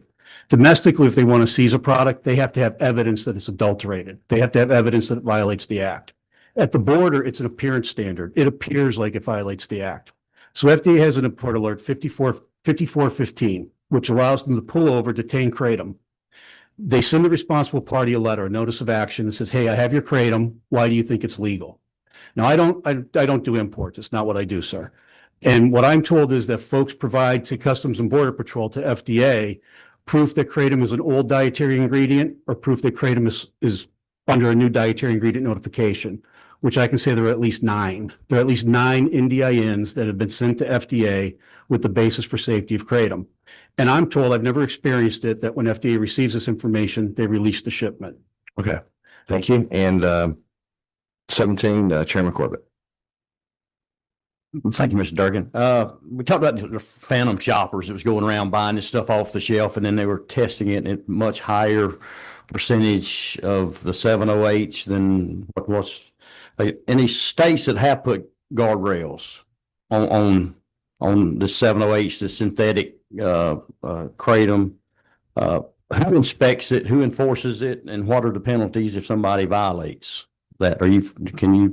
Sure. So, I mean, there's authority at the federal level for 7-hydroxy. FDA has taken a strong stance. As a matter of fact, the witness on addiction that pulled up his phone, and he was correct. The Secretary of Health, Kennedy, the then Commissioner of the FDA, McCary, and an administrator from DEA stood on the stage, and they said they were going to stop the next wave of the opioid epidemic, sir.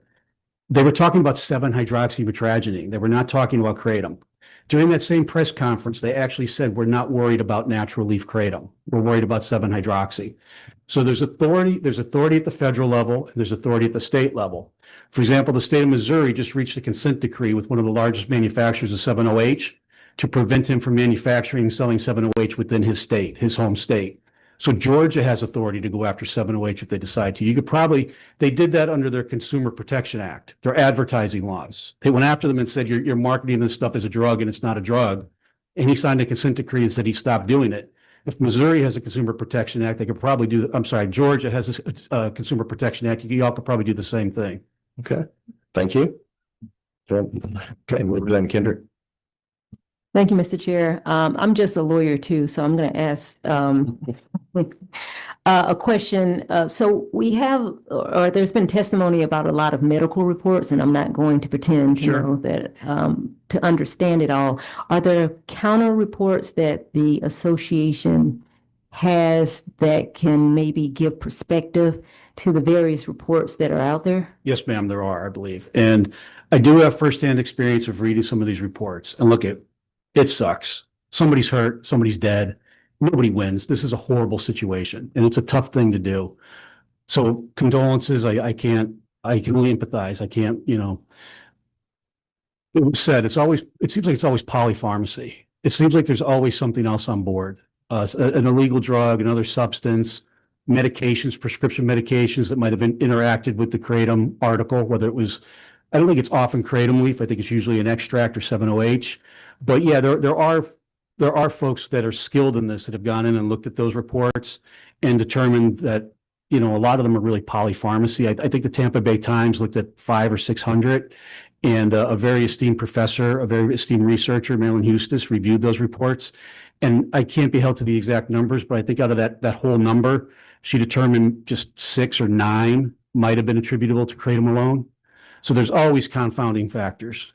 I know FDA in one, when I was there, and it's public now, so I can say it, a person had kratom in their system, confronted the police shot this person, killed this person, but the cause of death was kratom in the report. So, I mean, there are some really weird things that happen with some of those reports, but look, I think it's terrible that people's autopsy reports have become something that we have to talk about in the situation. It's very complicated, ma'am. Okay, thank you. Okay, appreciate you being here. Thank you for your testimony. Next is Dr. Andrew Kolodny, Medical Director, Opioid Policy Research from, I believe, Brandeis University, if I pronounced that correctly. Thank you. Can I grab this water? Yes, please do. And we've got some extra waters on the side over here Any of the speakers, welcome to one for sure. And we can't continue what you're doing. We sped it up. So let's keep that momentum going. And we're getting Representative Rees in just a minute. And just to let everybody know, there's quite a few people in this room, Dr. McCurdy and Dr. Clodney and others who have traveled a long way to be here. So we appreciate you. Thank you. It's an honor to be here today. I am an addiction medicine specialist, and I also research strategies for addressing the opioid crisis at Brandeis University, and I teach about the opioid crisis at Columbia University.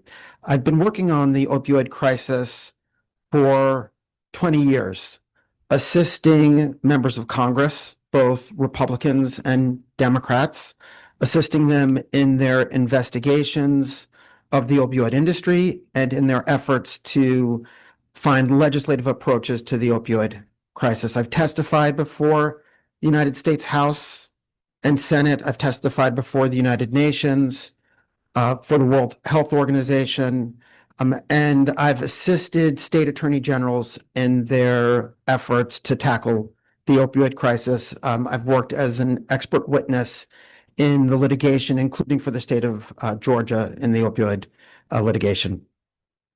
I commend you all for forming this task force, Chairman Townsend. I think it's critical to review the science and to use that science to inform your policy making. I became especially engaged in the problem of kratom about a year ago.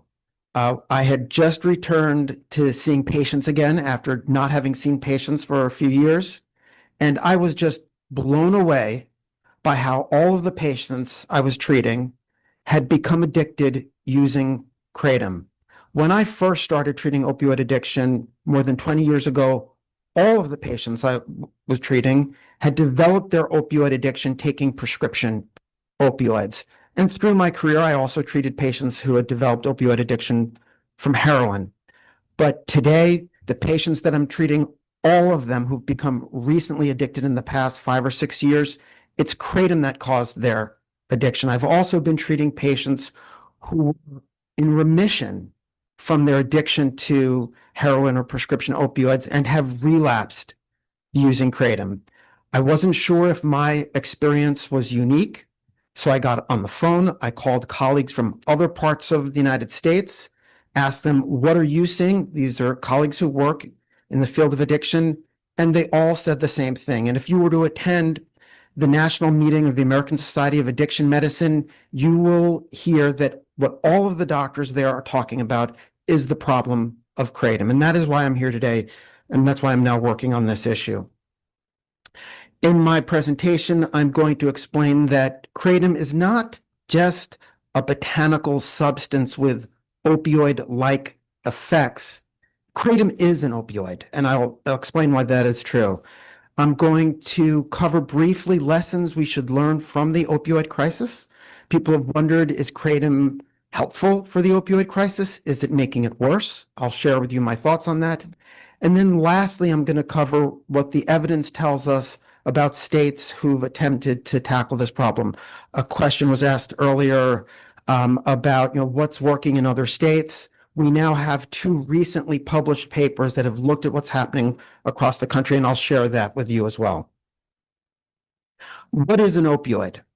An opioid is a drug that binds to the opiate receptor in the brain and activates the receptor. It's as simple as that. If the drug binds to the receptor and activates it and causes an opioid effect, that's an opioid. Now, we have different types of opioids. We have opioids that occur naturally. For example, inside opium, we have molecules that exist there naturally, like codeine and morphine. Now, you can treat those molecules and create stronger, more potent versions. That's what you're doing when you create heroin or when you create oxycodone, hydromorphone, which is Dilaudid. You actually, to make all of those drugs, you start with opium, you treat them chemically, and you make drugs that absorb into the brain faster and are more potent. And another term for those opioids that you make out of the natural ones is semi-synthetic. We also have a third type of opioid, which is completely synthetic, where you need no natural substance to start. For example, fentanyl is completely synthetic. Tramadol, methadone, tapentadol, these are all opioids that you make completely out of chemicals. What all of these drugs have in common, they stimulate the brain's opioid receptor. They cause an opioid effect. The opium poppy is not the only place in nature where we find opioids. For example, this cute guy is the waxy monkey tree frog. And it's in the skin of the waxy monkey tree frog that we have an extremely potent opioid, more potent than morphine. Structurally, it's not even an alkaloid. It's a totally different type of molecule, but it activates the opioid receptor and it's an opioid. Kratom contains opioids. Mitragynine is an opioid, and there are other opioids in the kratom plant that exist there naturally. Now, if you were questioning whether or not kratom is really an opioid, is Dr. Kolodny just saying this? We have a textbook on the subject. One of the leading textbooks in the field of kratom, a pharmacology textbook. It's right there in the title, Kratom and Other Mitragynines, the Chemistry and Pharmacology of Opioids from a Non-Opium Source. This is the leading textbook on kratom. This is also a statement that the FDA has made perfectly clear. Several years ago, the FDA did a study to look at which receptors in the brain kratom molecules interact with, and then they made a press statement. They announced compounds in kratom make it so it isn't just a plant, it's an opioid. Once we understand that kratom is an opioid, much of what you've been hearing about, much of what we're experiencing nationally with kratom becomes a lot more clear. For example, doctors across the United States are treating patients addicted to kratom with the same medicine that we use for treating addiction to heroin or oxycodone or fentanyl. We are using buprenorphine, which is also called Suboxone. And doctors across the country are finding that they have no choice but to use Suboxone for treating kratom use disorder. Not every patient addicted to kratom is going to need Suboxone. I think there are some patients who can recover without it, but increasingly doctors are relying on Suboxone to treat this condition. Understanding that kratom is an opioid also helps explain why in neonatal intensive care units across the country, they're treating an increasing number of infants who are born opioid dependent because during pregnancy, their mothers used kratom. These are, now, if you're unfamiliar with neonatal abstinence syndrome, it's also called neonatal opioid withdrawal syndrome. These are infants who are born with excruciating discomfort. They have a very distinctive cry. They often require tapering treatment with opioids at the beginning of life. And often they wind up stuck in the hospital for weeks, sometimes even longer. I just spoke last week with a nurse in Des Moines, Iowa, who has treated now several patients, several infants for neonatal opioid withdrawal syndrome whose mothers had been using kratom. We heard earlier, we've heard mitragynine, mitragynine, I think both are fair to use. We've heard it described as a weak opioid, and that's true. But what does it mean when we talk about a weak opioid versus a strong opioid? I think we've heard 7-hydroxymitragynine referred to as a strong opioid. What that really means is if it's a weak opioid, you need to take more of it to achieve the same effect. A weak opioid is not necessarily safer. Certainly, a very strong opioid can be dangerous if it's fentanyl being mixed into something. If you put a little too much in, you can have an overdose very easily. But the fact that it's a weak opioid certainly does not make it less addictive. Opioids vary in different ways. Some opioids have a very long-acting effect, like methadone. Some opioids have a shorter effect, like fentanyl. They're different in different ways. But when we look at opioids, we really should understand that we have many different types that are, some are weak, some are strong, and that they all generally produce very similar effects. We've heard it mentioned today, I think Dr. Stack, who mentioned that when somebody consumes kratom, that the mitragynine is converted in our body into 7-hydroxy. And we now understand that, or it seems increasingly clear, that the opioid effects that people experience when they take kratom is due to the conversion in our liver to 7-hydroxymitragynine. And this is important too. If you look at the top of the slide, I have the word human liver.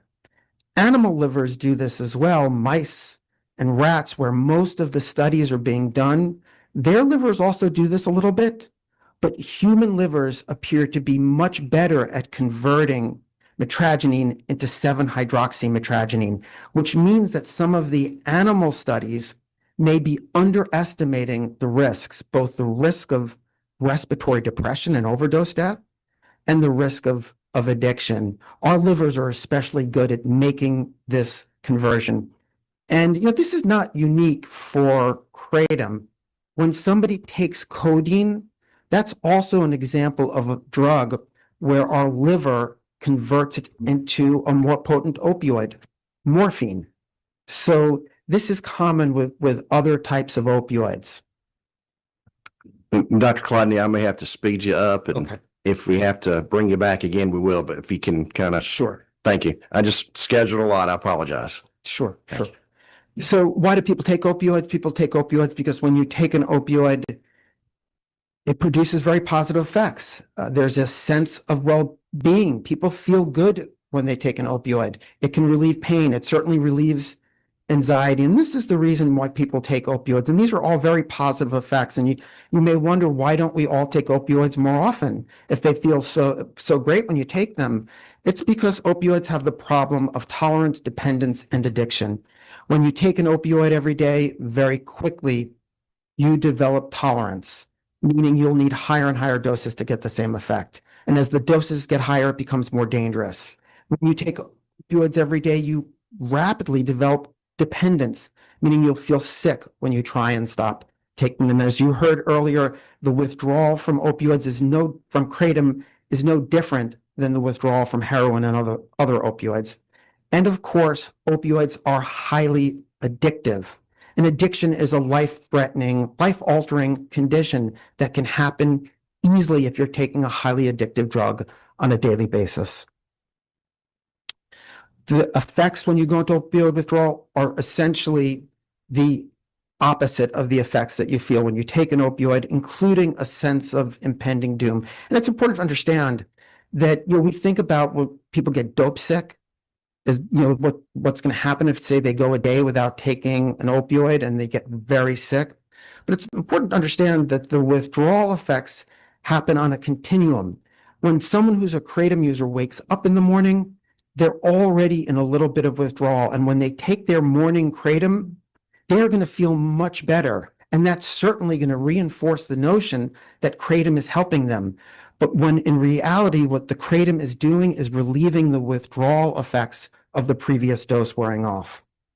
Opioids are highly addictive, as I mentioned. I want to just quickly begin to wrap up by talking about the opioid crisis. And, these are different headlines that have appeared in newspapers to describe the opioid crisis. These are the different health and social problems, record high overdose deaths, babies born opioid dependent, fentanyl flooding into non-urban areas. How should we really understand the opioid crisis? We should understand it as an epidemic of opioid addiction. That's what's fueling the problem. And you can see the epidemic happening over time. This is people across the country seeking treatment for addiction to prescription opioids.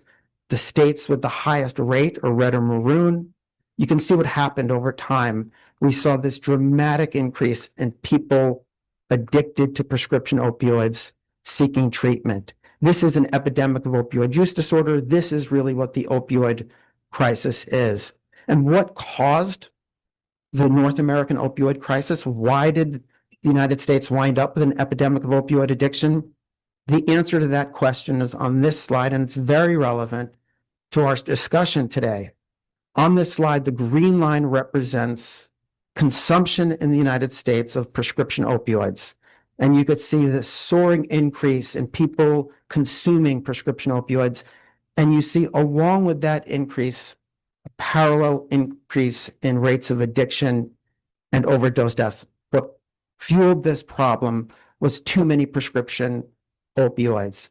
I believe that this is exactly what's happening with kratom today. As kratom consumption has increased in the United States, people are getting addicted to kratom in greater numbers, and the deaths are going up rapidly. And just something that has to be cleared up. Earlier today, the number of deaths from kratom was mentioned as 233. That is incorrect. That number comes not from the CDC, but it comes from a paper published by the CDC on calls to poison control centers that involved a death. The CDC has data telling us that from 2020 to 2024, 5,200 Americans have suffered kratom-involved overdose deaths. 5,200, not 233. I want you to understand that not only is, I believe this is what's happening with kratom today, but I want you to know that the kratom industry is doing exactly what the prescription opioid industry did. As these lines were going up, the prescription opioid industry, Purdue Pharma, the maker of OxyContin, they were paying scientists, doctors, former FDA officials to try and confuse this situation, to try and sow doubt. And they were also disseminating a message, the opioid manufacturers, that all of the harms that we're hearing about, those are the addicts abusing these substances. That's the irresponsible user. The kratom industry is making the same argument that kratom is not addictive, that it's a safe substance, that the people getting into trouble were already addicts. That is false, and that is not what I'm seeing in my practice, and it's not what other doctors are seeing. I want to just quickly skip here to my last couple of slides. It was asked earlier, what's happening in other states? And so we now have two studies that were recently published. Different researchers really came up with very similar ways of looking at this problem because we have sort of a natural experiment in the United States. We have some states that have completely unregulated kratom. We have some states like Georgia with regulated kratom and KCPA style regulations. And we have states that have complete bans. And what these researchers did was to compare these different states. The first paper looked at hospitalizations and severe events in these different states. And what they found was that in states that were regulating kratom, they were doing no better than states with completely unregulated kratom, that only the states with a ban on kratom had substantially fewer severe events involving kratom. That was the first paper. The second paper did pretty much the exact same thing, but they looked at the deaths. Those 5,200 deaths that I just mentioned from 2020 to 2024, and they found the exact same thing, that the states that had attempted to regulate kratom were doing no better than the unregulated states. Only states with bans had substantially fewer deaths. We talked a little bit about this earlier. The FDA is to this day making it clear that their concern is not just 7-hydroxymetragenine, that their concern is also regular kratom products. And this is on their website right now. They're warning people not to use kratom. So I am going to conclude here. Kratom contains opioids. The opioid crisis teaches us that as you overexpose the population to opioids, as you make opioids more easily available, millions will get addicted. And the evidence tells us that the approaches that are working in other states are bans. And just one final point, people have wondered, could banning kratom make the fentanyl problem worse? That was discussed earlier this morning. We now have evidence to answer that question as well. We have states that have banned kratom, and we're not seeing an increase in fentanyl deaths. In fact, the state in the country which has had the most dramatic drop in fentanyl deaths is a state with a ban on kratom. That's the state of Vermont, and we're seeing similar effects in other states. Thank you. No, thank you. Thank you very much. And right now, we don't have any questions, but feel free to send us more materials and very enlightening about the recent research. Thank you. And one of the things we're trying to do, our goal is to connect these researchers, guys, get everybody together regardless of where they're at, because they're all across different levels of research they're at, and connect everybody. And next, I'm going to call off, I'm going to go off script, go to Representative Reeves. Reeves, we'll have to make it quick if you can. Appreciate you being here. And then the other speakers, everybody else will have a little bit longer than Matt, Representative Reeves, but we'll kind of speed up because we have a hard stop at 12. Thank you, Chairman Townsend and members of the committee. Really appreciate you spearheading this issue several years ago, and proud of what George has done so far, and just wanted to come down here because some constituents heard you were doing follow-up and care about this issue of public safety. I've got a lot of high school students in my area, 4 big high schools, and a lot of young people, and Gwinnett County has a vibrant addiction recovery community with nonprofits, and people really care about this. It is definitely on their mind. I did some secret shopping, so I'll leave you with liquid, pill, and powder that's still available. It was behind the counter, behind the glass. They did check ID, so they are enforcing the age, but there's a large quantity and large variety of quote unquote kratom products. And you've heard some speakers who've raised questions about what exactly is that. So I'm going to leave you with that and look at it. Three of them are from California. One's from Idaho. One's from Oklahoma.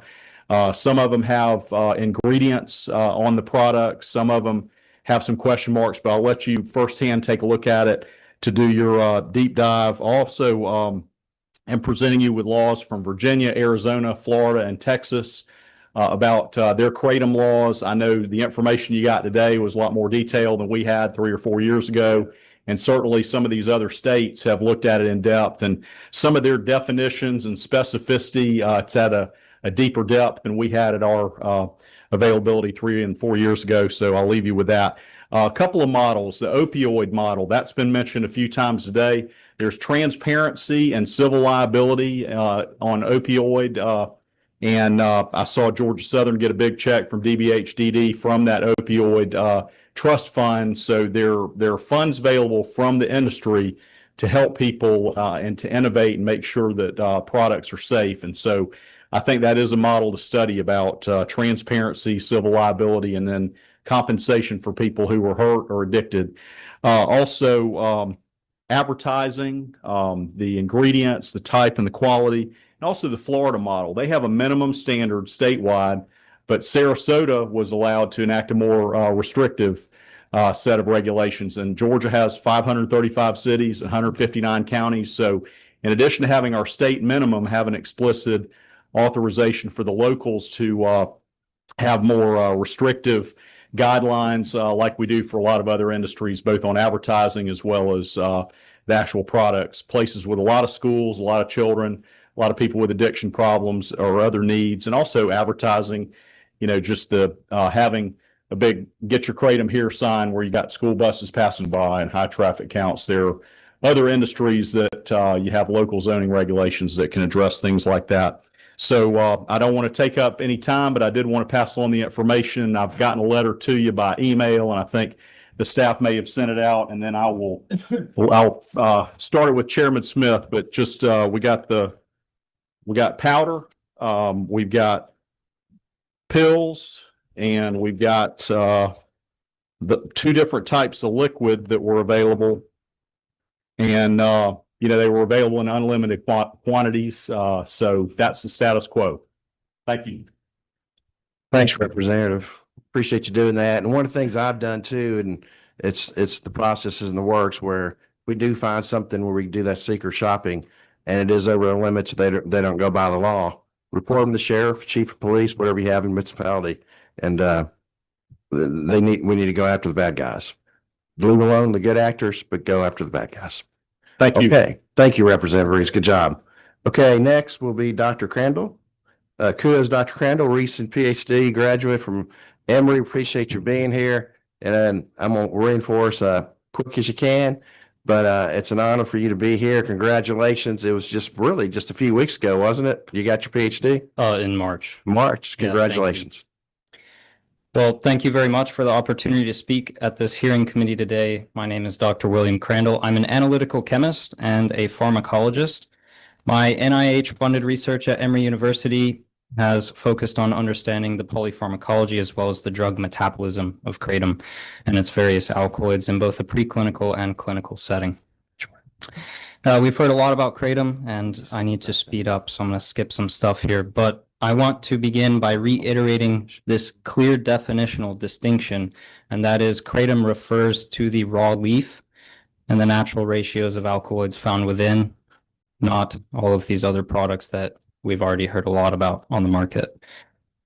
To further note, I think I saw this on some slides, but kratom is specifically the genus and species Mitragynous speciosa. So this is very important because this genus contains over 10 different species. Kratom has centuries of ethnobotanical use, with the first documentation of the plant in Western culture by Dutch botanist Peter Wilhelm Corthals in 1839, and it has a variety of uses in traditional context, such as the treatment of diarrhea, fever, pain, and to boost energy. Traditional preparations include mastication and buccal absorption, that's the chewing of the leaves and packing in between the cheek and the gum, as well as brewing the leaves in water and drinking the decoction. So this differs quite markedly from the preparations and what you see on the market today in the United States. Important to the pharmacology of kratom, this was touched on, is the conversion of mitragynine to 7-hydroxy. This occurs in your liver upon oral consumption, and we have human data on this. This occurs slowly over time, and around 15 to 20% of the mitragynine dose present in kratom is converted to 7-hydroxy. What's really important about this is that the conversion takes place over time, and therefore the peak plasma concentrations never achieve levels that you could obtain from taking a synthetic, semi-synthetic product like a 7-hydroxy tab. Importantly, 7-hydroxy mitragynine shows severe respiratory depression in humans, unlike mitragynine and the kratom leaf material. And Hill et al. In the British Journal of Pharmacology have shown mitragynine to have a ceiling effect. So these effects are due to the rate-limiting conversion of mitragynine to 7-hydroxy in the liver. As you know, there are various types of kratom-related products on the market, products which are concentrated extracts containing unnaturally high abundances of mitragynine, liquid shots. Sometimes these are combined with other plants like kava, even THC. And lastly, multiple semi-synthetic products such as 7-hydroxy and pseudoindoxyl. And to be very clear, pseudoindoxyl is not found in kratom at all. 7-hydroxy is found only in trace levels, and many studies have found that it is not present in some of their products that they have tested. In fact, that blue bottle you see there contains kava in that kratom shot there. I've analyzed that, by the way. I've done some secret shopping myself, and treating kratom as the same as these various types of other products is incorrect on both an analytical chemistry and pharmacological standpoint, not just a legislative. So multiple human clinical trials have been conducted using well-characterized kratom leaf. As we heard from McCurdy, the FDA funded a single-dose escalation study on kratom, published in the Journal of Clinical Psychopharmacology in 2026, and it concludes, I quote, "In summary, the current study, orally administered botanical kratom, was well tolerated with the most commonly reported adverse events observed at the highest doses, e.g. 8 to 12 grams, and classified as mild in severity, that's i.e. grade 2 or lower," end quote. A second human study conducted by Hustis et al. Published in Journal of Therapeutic Drug Monitoring in 2026, in which a single dose and multiple doses of ground kratom leaf given over a period of 15 days concludes, I quote, "This novel single and multiple dose randomized placebo-controlled double-blind study shows that M. speciosa derived mitral leaf kratom powder was safe and well tolerated at the dose ranges tested, with no evidence of meaningful abuse potential or withdrawal," end quote. Lastly, a study in which humans were given purified mitragynine up to 40 milligram doses, so that's the main alkaloid found in the leaf, by Privet et al., published in Journal of Psychopharmacology, Berlin in 2024, denotes the following results. I quote, "Mitragynine did not significantly affect vital signs and only mild transient side effects were reported," end quote. Kratom has legitimate medicinal potential, as McCurdy noted. Actually, just on June 1st, the NIH announced their IND application with the FDA has taken effect to assess mitragynine as a potential treatment for opioid use disorder. So while there is some potential for mild to moderate addiction, again, McCurdy presented on that with a relatively low SALS or subjective opioid withdrawal scale compared to other opioids. More studies in this regard are needed. The products in the trials that I just mentioned were well defined. You know the amount of mitragynine and the total alkaloidal content, which is very important because kratom is not just mitragynine. It's 54 different known alkaloids to date. And that's very different from what we see on the market, which is flooded with these adulterated, mislabeled, uncharacterized, and concentrated extracts, and specifically these semi-synthetic products, which are entirely different than the kratom leaf. As an analytical chemist, it's quite easy to distinguish these semi-synthetic products from the leaf material itself. And I would like to conclude that what would protect kratom consumers the most would not be legislation, but rather regulation of kratom products on the market. Products which follow good manufacturing procedures, quantify these alkaloidal compositions, do not have these extremely concentrated semi-synthetic products, and are not branded or labeled to minors or children. Thank you. Okay, thank you, Dr. Crandall. Any questions? I know you and I talked on the phone, and I think I asked you the question about where we should sell it at. If we don't ban it, do we let it stay in the vape shops and convenience stores, or is it safer with the professional? You know, it was mentioned before, but where something is sold plays a lot on the kind of psychology of what you're buying. So, you know, if you're buying something in a gas station, as I've done many times to analyze this in the lab using techniques like mass spec, you know, that might not be the best option. So, you know, in Georgia, we have the KPCA, which, as the previous presenter showed, was ineffective. I think it's not enforced. I can go into a gas station right now and buy pseudoindoxil. I can measure it on my instrument, and it actually contains 7-hydroxymitragynine levels higher than what the KPCA allows. Okay. So selling in a place in which that can be controlled might be best for public health. Thank you. Okay, next will be Dr. Norton, University of Georgia Pharmacy School. Dr. Emeritus Professor, I believe. He's appreciate his current input and past input. And again, I apologize. We did check it yesterday and called early this morning, and it still hasn't helped. So I apologize. I just want to clarify a couple of things. I'm not getting paid by anyone to be here. I just want to let y'all know that. My background is that I'm a clinician. I've been a practicing pharmacist in the state of Georgia for over 50 years in multiple settings. Went back to school, got a new doctorate specific to the University of Georgia to do the research, which I'm really, really excited about the researchers that have been presented so far today, having to do with addiction science. Retired in 2021 because my wife developed late stage 4 non-Hodgkin's lymphoma. She was at the stage of death. Fortunately, because of miracle of science and because of medicine, she's in complete remission as of today. And Amen. she's taking care of the dog. That's why I'm here. I have a dog that loves me and hates her, but she decided it was important for me to be here. So not to take up your time, I'm not going to regurgitate the things that, these marvelous speakers have presented, both in a good way and given me a lot of thoughts. I've taken a lot of notes. But my question and my concern was, this was a Blue Ribbon Study Committee on Youth Exposure to Kratom. So what I wanted to do is, and I haven't heard a lot about what happens to the adolescent brain when Kratom is used.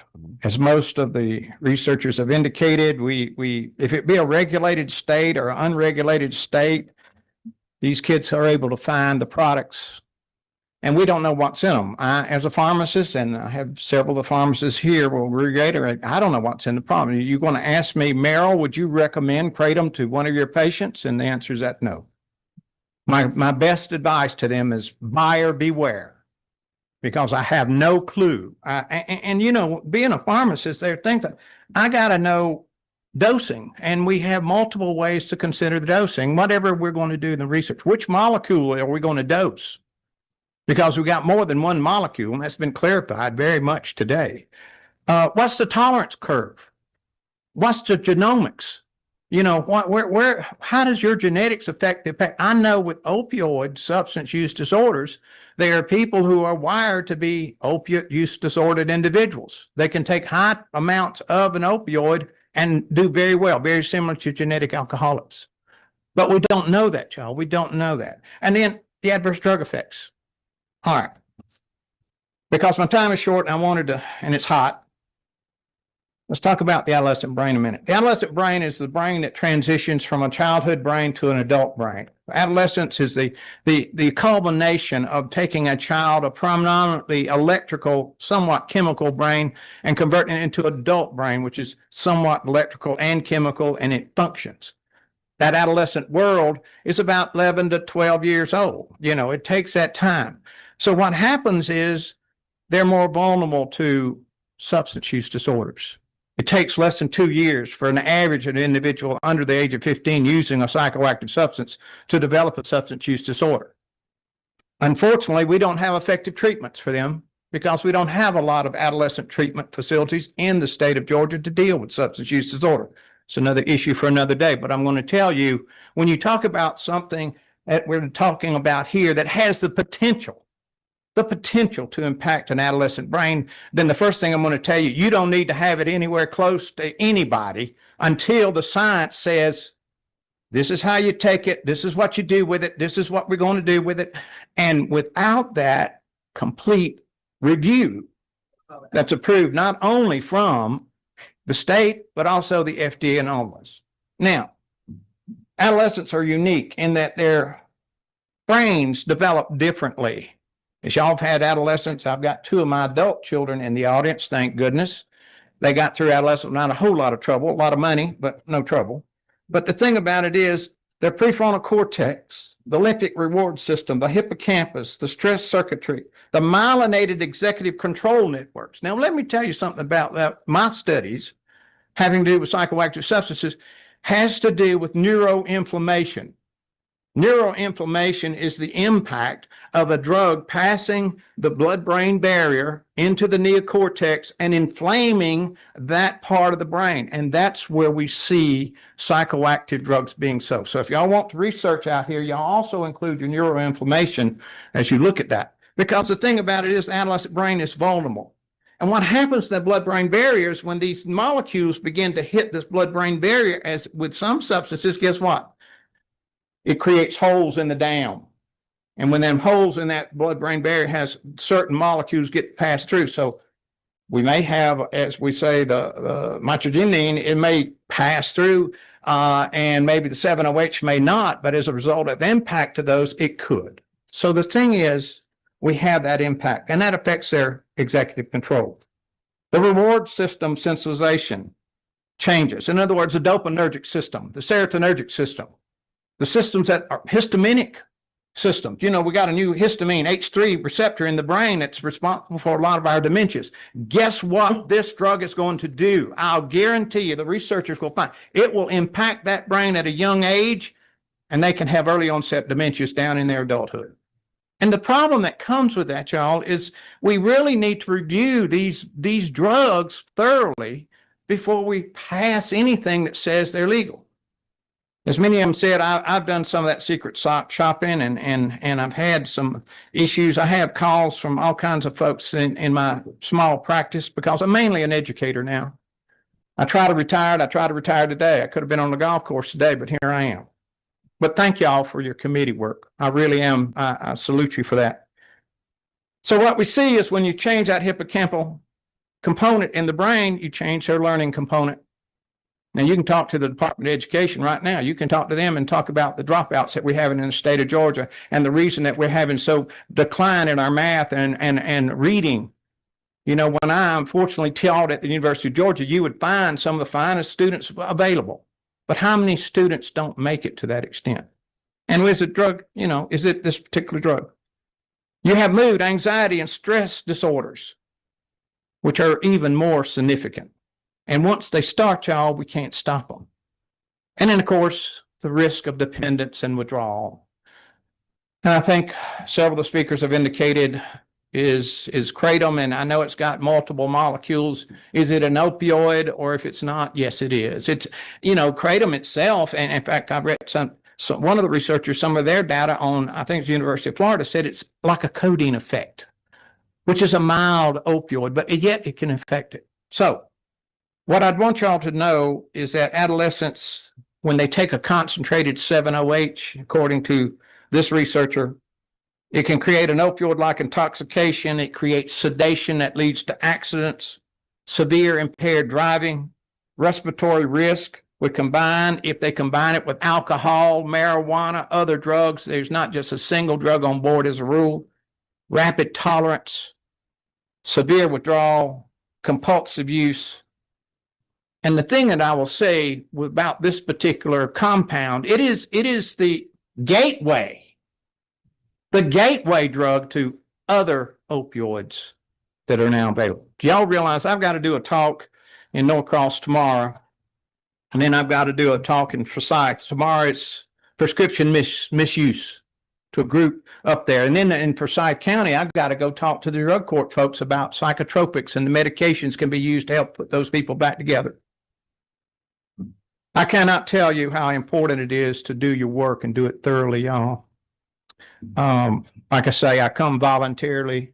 I do what I do most of the time, help families get treatment, help them understand why I've had 59 suicides on my watch in my career, y'all. Multiple drugs. You understand? It saddens me. It saddens me to see the 17-year-old down the street who is hopefully, and his mother's a great neighbor, call me and talk to me about, well, he's using this little bottle of stuff and he says it's kratom, and what can I do? What can I do? And many of y'all had those same calls. We need to stop it.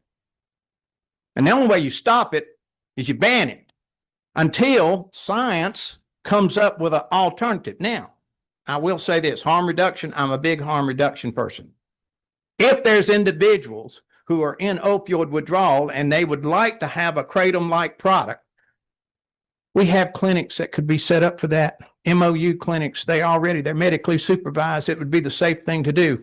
And I'll be the last one to tell you, if you want to get your prescription drugs filled, you're going to take them to a gas station to get them filled? Because I'm telling you, a lot of these gas stations turn into be big corporates, and they're nice things, but they have very, very sophisticated ways of selling things. But then look at the bathrooms. You know, you go to some of these places and you wouldn't think about using their bathroom, but yet they sell these products. Do they know those products? The answer to that is no. So I'll come here kind of as an advocate to protect the youth, our next generation of Georgians, because that's why when I retired from the University of Georgia, I was in treatment for a very long time, and treatment works, but a lot of people don't make it. I went to prevention, and that's where I spend my time now, is in prevention. I'm so thrilled to everyone who presented today and who's been here.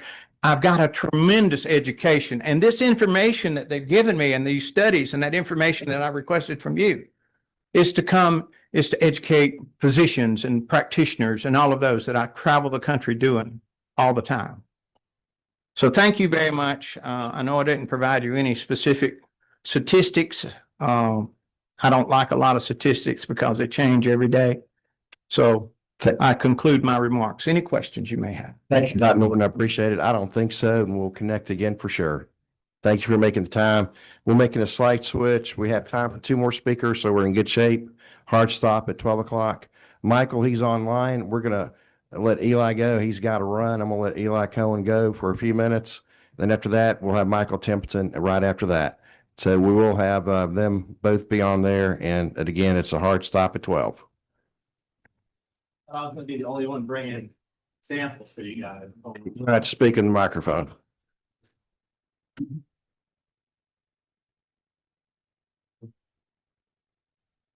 Has 2 roles. His role today mainly is going to be as a post-certified trainer for law enforcement for gas station drugs. He is also a trial attorney for the Weatherton law firm. He is currently doing post-certified training.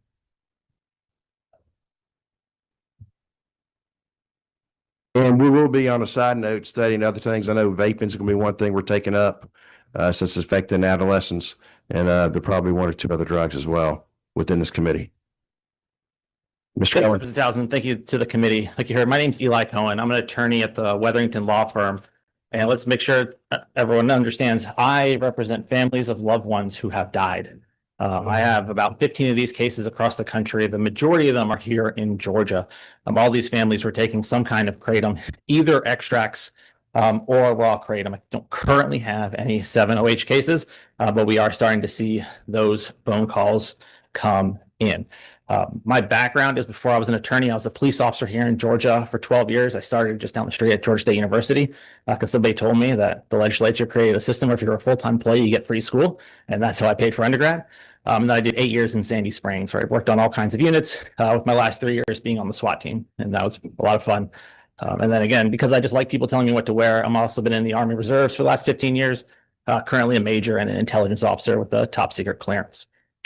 I'm here to tell you kind of the landscape of Georgia, and kind of talk about like what has Georgia already done and what have we seen since that happened. As you guys know, there was an amendment to the previous Kratom Consumer Protection Act in 2024 that did several things, right? It raised the age to 21. It limited the amount of mitragynine that can be in a product to 150 milligrams. It also limited the amount of 7-OH that can be in a product per serving to 1 milligram. That already exists in Georgia for 7-OH. And it also prevents synthetics, things like pseudodoxil, from being in these products. And what you see getting passed around are products that a lot of people, I've gone and bought products.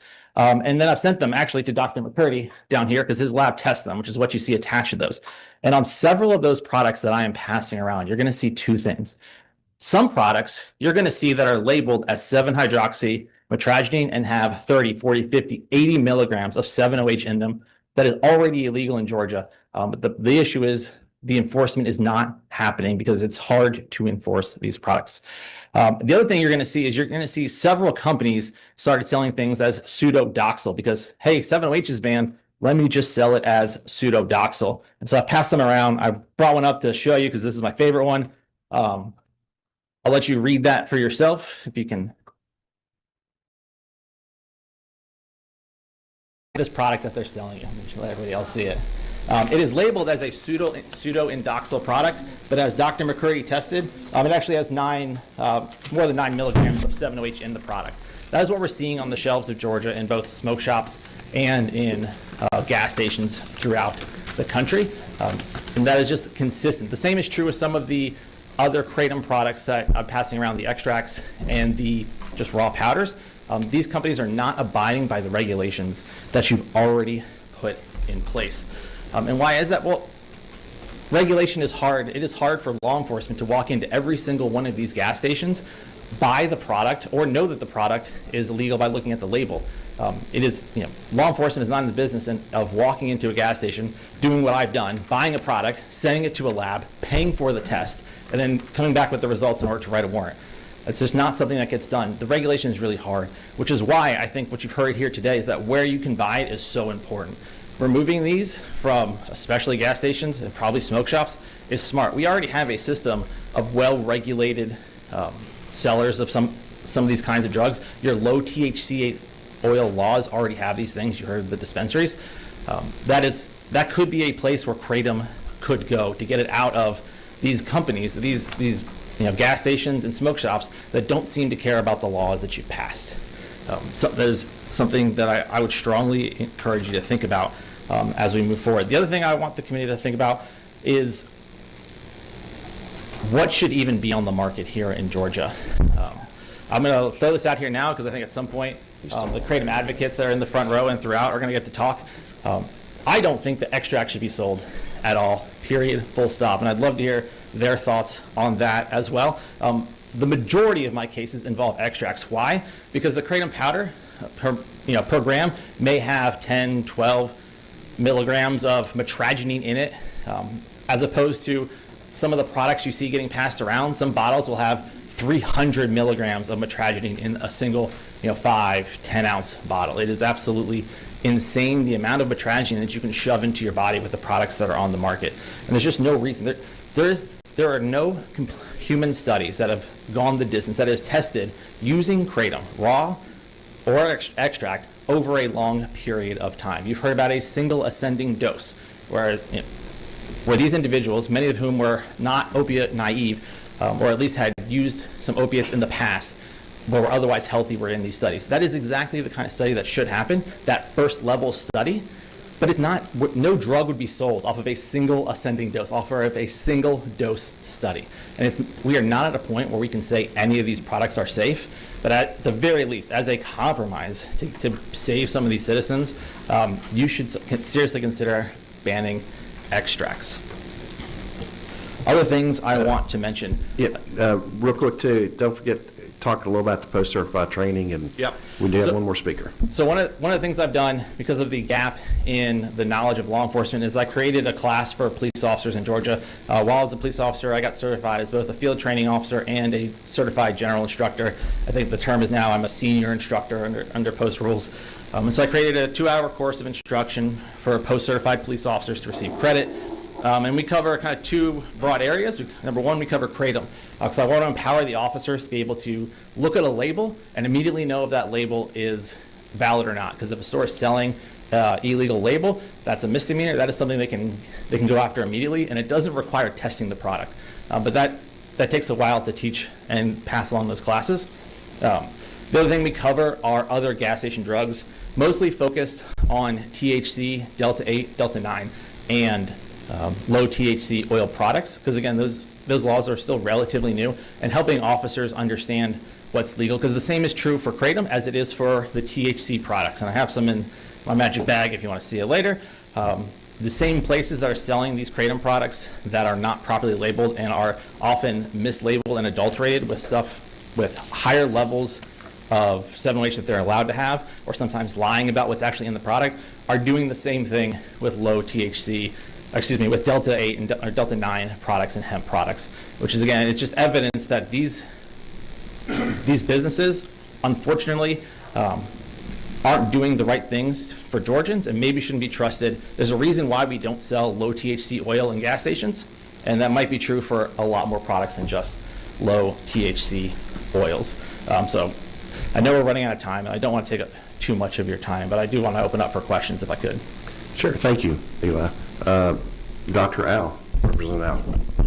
Thank you so much. I just wanted to draw attention to 2 of these exhibits that you brought, because it's actually pretty interesting if we're talking about approach to labeling and regulating that. This first one, called Hush Kratom Energy Drink, I noticed that in terms of the active ingredients that it lists for total mitragynine content about 65 milligrams, which is above the threshold for sedation, as one of our earlier pharmacology experts testified.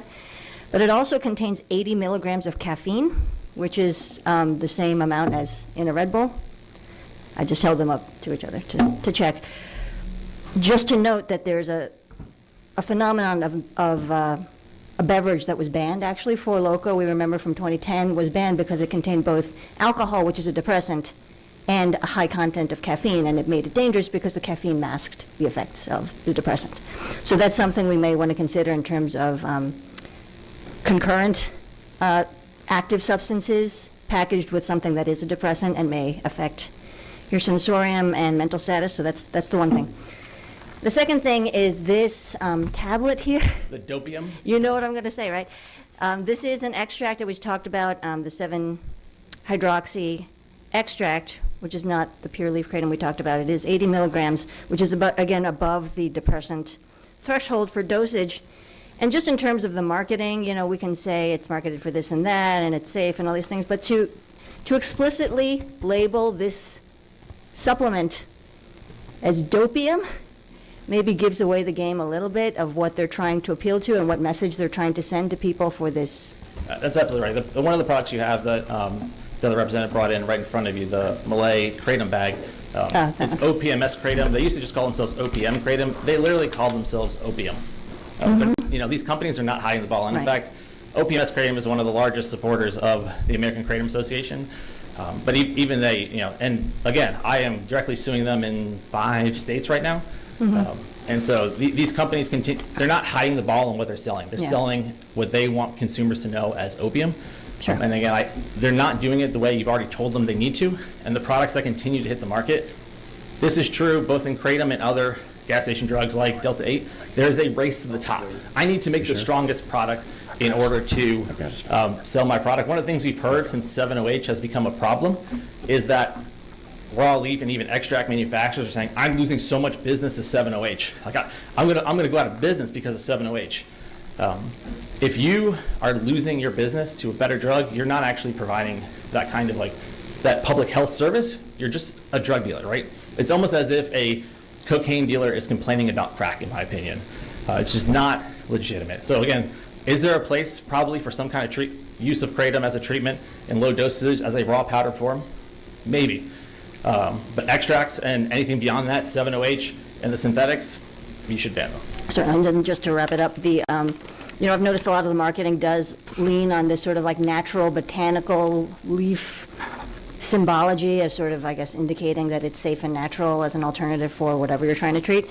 But just to remind people, you know, just because it comes from a plant doesn't mean it's safe, because as we know, opium comes from a plant, cocaine comes from a plant, cannabis is from a plant, you know, so just to put that out there. Thank you, Representative Al. Thank you, Mr. Cohen. Thank you.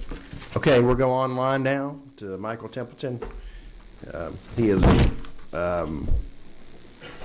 DEA Special Agent, retired CEO of Barrister Intelligence. And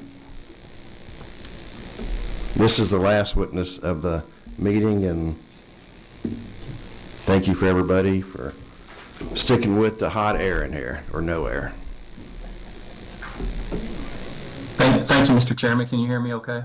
Loud and clear. We're trying to get you on TV. Okay, you let me know when I can go. You're on. Thank you. Thank you, Mr. Chairman, for allowing me to speak today. I'm a retired special agent with the DEA. Spent 25 years with the DEA, both in domestic offices, small and mid-size, as well as overseas. I spent 2 years in Pakistan and 2.5 years in Afghanistan combating the world's leading producer of heroin, which is important to remember today, that we are talking about opioids and the stimulant effects of opioids versus opiates. And of course, heroin is an opiate, and I spent quite some time there combating the opiate excursion coming out of Afghanistan, along with the terrorist financing that went along with it. What I'd like to talk about first is where is the regulations in Indonesia. So we heard earlier that most of the kratom is produced in Indonesia. That is correct. About 95% comes from the island of Borneo, on the western side of Borneo in Indonesia. Current estimates are that they are exporting approximately 4,500 metric tons of kratom into the United States per month. To put that in perspective, the country of Afghanistan, the world's largest producer of heroin, produces 3,000 metric tons of heroin per year. So in 1 month, they're sending 4,500 metric tons of kratom powder to the United States. it is perfectly legal for them to export the kratom from Indonesia to the United States and other countries that will allow it. There's many countries in Europe and other places who have completely banned its importation. But it's important to note that the country of Indonesia's health minister prohibits any type of kratom products in food, beverages, vitamins, minerals in the country of Indonesia. And then their equivalent of their Drug Enforcement Administration is calling for kratom to be Schedule 1 in their own country. And this is the #1 exporter of kratom into the United States. So how does it get into the United States if it's banned? If we've heard this import alert issued by the Food and Drug Administration. So the import alert is basically an import alert from the FDA to U.S. Customs and Border Protection to seize on demand. If you see it, seize on demand. It's like a per se. You don't have to prove any intent. You seize it, and then they go into this whole regulatory thing. They can either the person who is importing can either pay to have it destroyed, or they can ship it back to the country of origin, and that's it. So why is all this getting into the United States? It gives the impression that there's this regulatory system set up by the U.S. Customs in coordination with FDA that somehow or another every container worth of kratom that's coming in is inspected and improved. FDA's gone to these facilities and approved it. That's simply not the case. So the amount of containers coming into the airports in the United States, these are sea containers, are about 11 million containers per year. So the Customs and Border Protection only cracks open a 40-foot container based on intelligence. And that intelligence comes from CBP's National Targeting Center Cargo, which sits in the DC area. So imagine a fusion center, if you will, kind of like your GBI fusion center. So they're getting intelligence from all over the world about containers coming to the United States, and they prioritize things that they're looking for, such as weapons of mass destruction, nuclear, biological, things that could hurt our crops, things that could spread an epidemic to our cattle industry, illicit drugs, things that are scheduled by the DEA or U.S. Congress. And then down the list and further down the list would be an import alert. But even if something were flagged on this algorithm that they're using as kratom, there's not enough bandwidth to crack open every container. I've done it. I've done it in the Port of New Orleans. I've done it in the Port of Miami. I've assisted in cracking up containers at the Port of New York when we're dealing with various things, including drug paraphernalia going to convenience stores. So it takes a full day for a whole team to search one container. So we're talking about 11 million containers. You can see the immense problem of the enforcement of this import. So here's the important part. Every gram of kratom that's come into the United States and made it into the state of Georgia has come in through either luck or by fraud. But luck, because the sheer immense job that the CBP has to identify the particular containers, then have the bandwidth and manpower to search and seize these things. By fraud is these companies, which you've heard a lot about today, a couple of them by name. They will lie on their import documents that the product is something other than for human consumption. They will call it cat litter or some type of botanical fertilizer so that the algorithms don't pick up on it and so that it gets through customs. So in effect, every single importer into the United States has violated federal law, either whether they were being completely honest or whether they actually committed fraud. So the deceptive importer is looking at multiple federal statutes that they violated.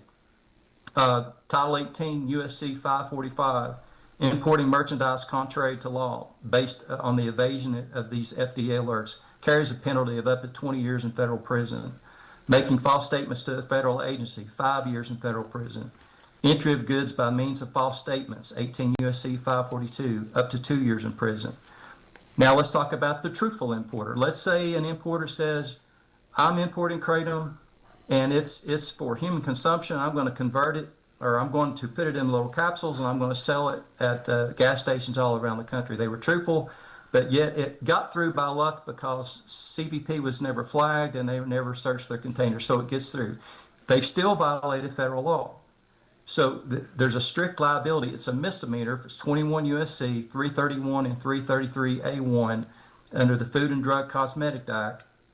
It's introducing an unimproved new dietary ingredient or unsafe food additive, and it carries up to 1 year in prison. You heard the lawyer for the AKA speak earlier that he is not an import specialist. Well, this is important to note that we are a nation of laws, and the state of Georgia is a nation of laws. And so every bit of kratom that you guys are talking about was imported into the United States illegally, and they're all facing, if the DOJ wanted to, jail time and significant civil penalties. That's not to mention the money laundering that goes into this. So for every dollar that was wired to Indonesia to pay for a container full of kratom, they committed money laundering. And there's other statutes that I won't talk about. There's probably at least 9. And this has happened before in the state of California. The U.S. Attorney's Office there actually prosecuted a man for entry of goods by means of false statements, and he was wiring money back and forth to Indonesia. So what they did is they got him with money laundering. It's also important to note that all 3 organizations that you will hear from, including the American Kratom Association, the Global Kratom Coalition, and a group called HEART, are all led by convicted felons. The AKA's main spokesperson, convicted felon. The Global Coalition, Kratom Coalition, spent nearly 9 years in federal prison, convicted felon. The HEART, it's HART, was a large-scale marijuana producer and FBI informant, convicted felon. That's important to note because whenever I testified in federal court and in state court, and you hear witnesses who take the stand, if they're a civilian, their criminal record comes into place to determine their credibility. So do your own research and understand who's going to be coming to talk to you.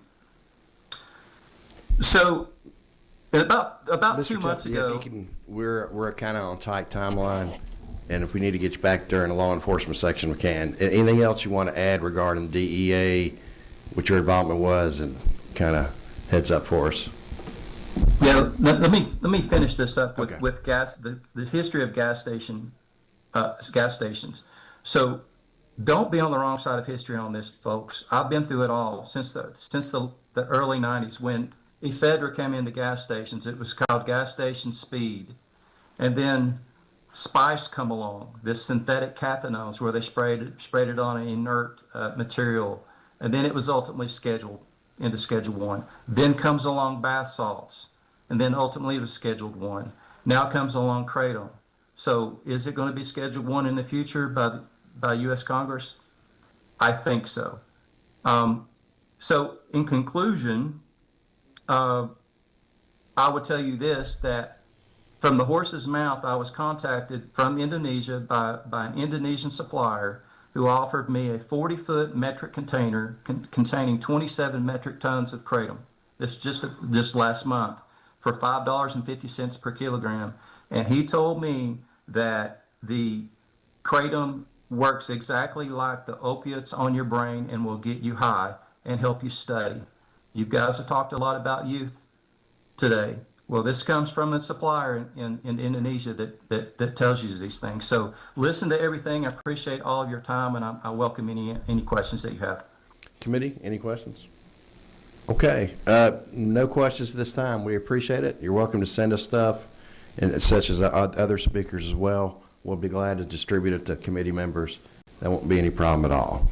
We will have minimally 3 more meetings regarding this. We will have public participation where one of them is going to be largely public participation, maybe a few other speakers. So we will make sure we hear from you as well. Today was definitely a fact-finding mission. I'm going to let everybody else start with Representative Mathis. Any closing comments? Okay, Chairman Corbett. Thank you for holding the meeting. Very eye-opening.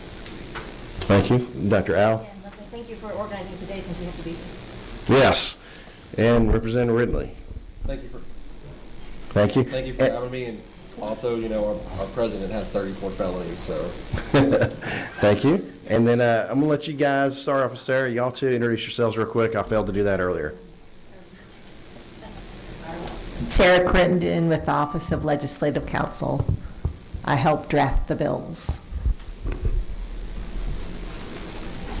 I'm Patrick Mock with the House Budget and Research Office. I'll be the analyst for the study committee. And if you, Deborah, if you can raise your hand, you see here through emails and things like that. So even the people who came here just to interested stuff, if you can't find me, if you can find Deborah, you're welcome to call our office. If you need our numbers or email before you leave, we'll give them to you. But Deborah's a rock star, and Elizabeth's in the office too is a rock star. We appreciate your help, and we'll make sure the error is working next time and where we'll be at for sure. Okay, thank you very much, and y'all have a great day.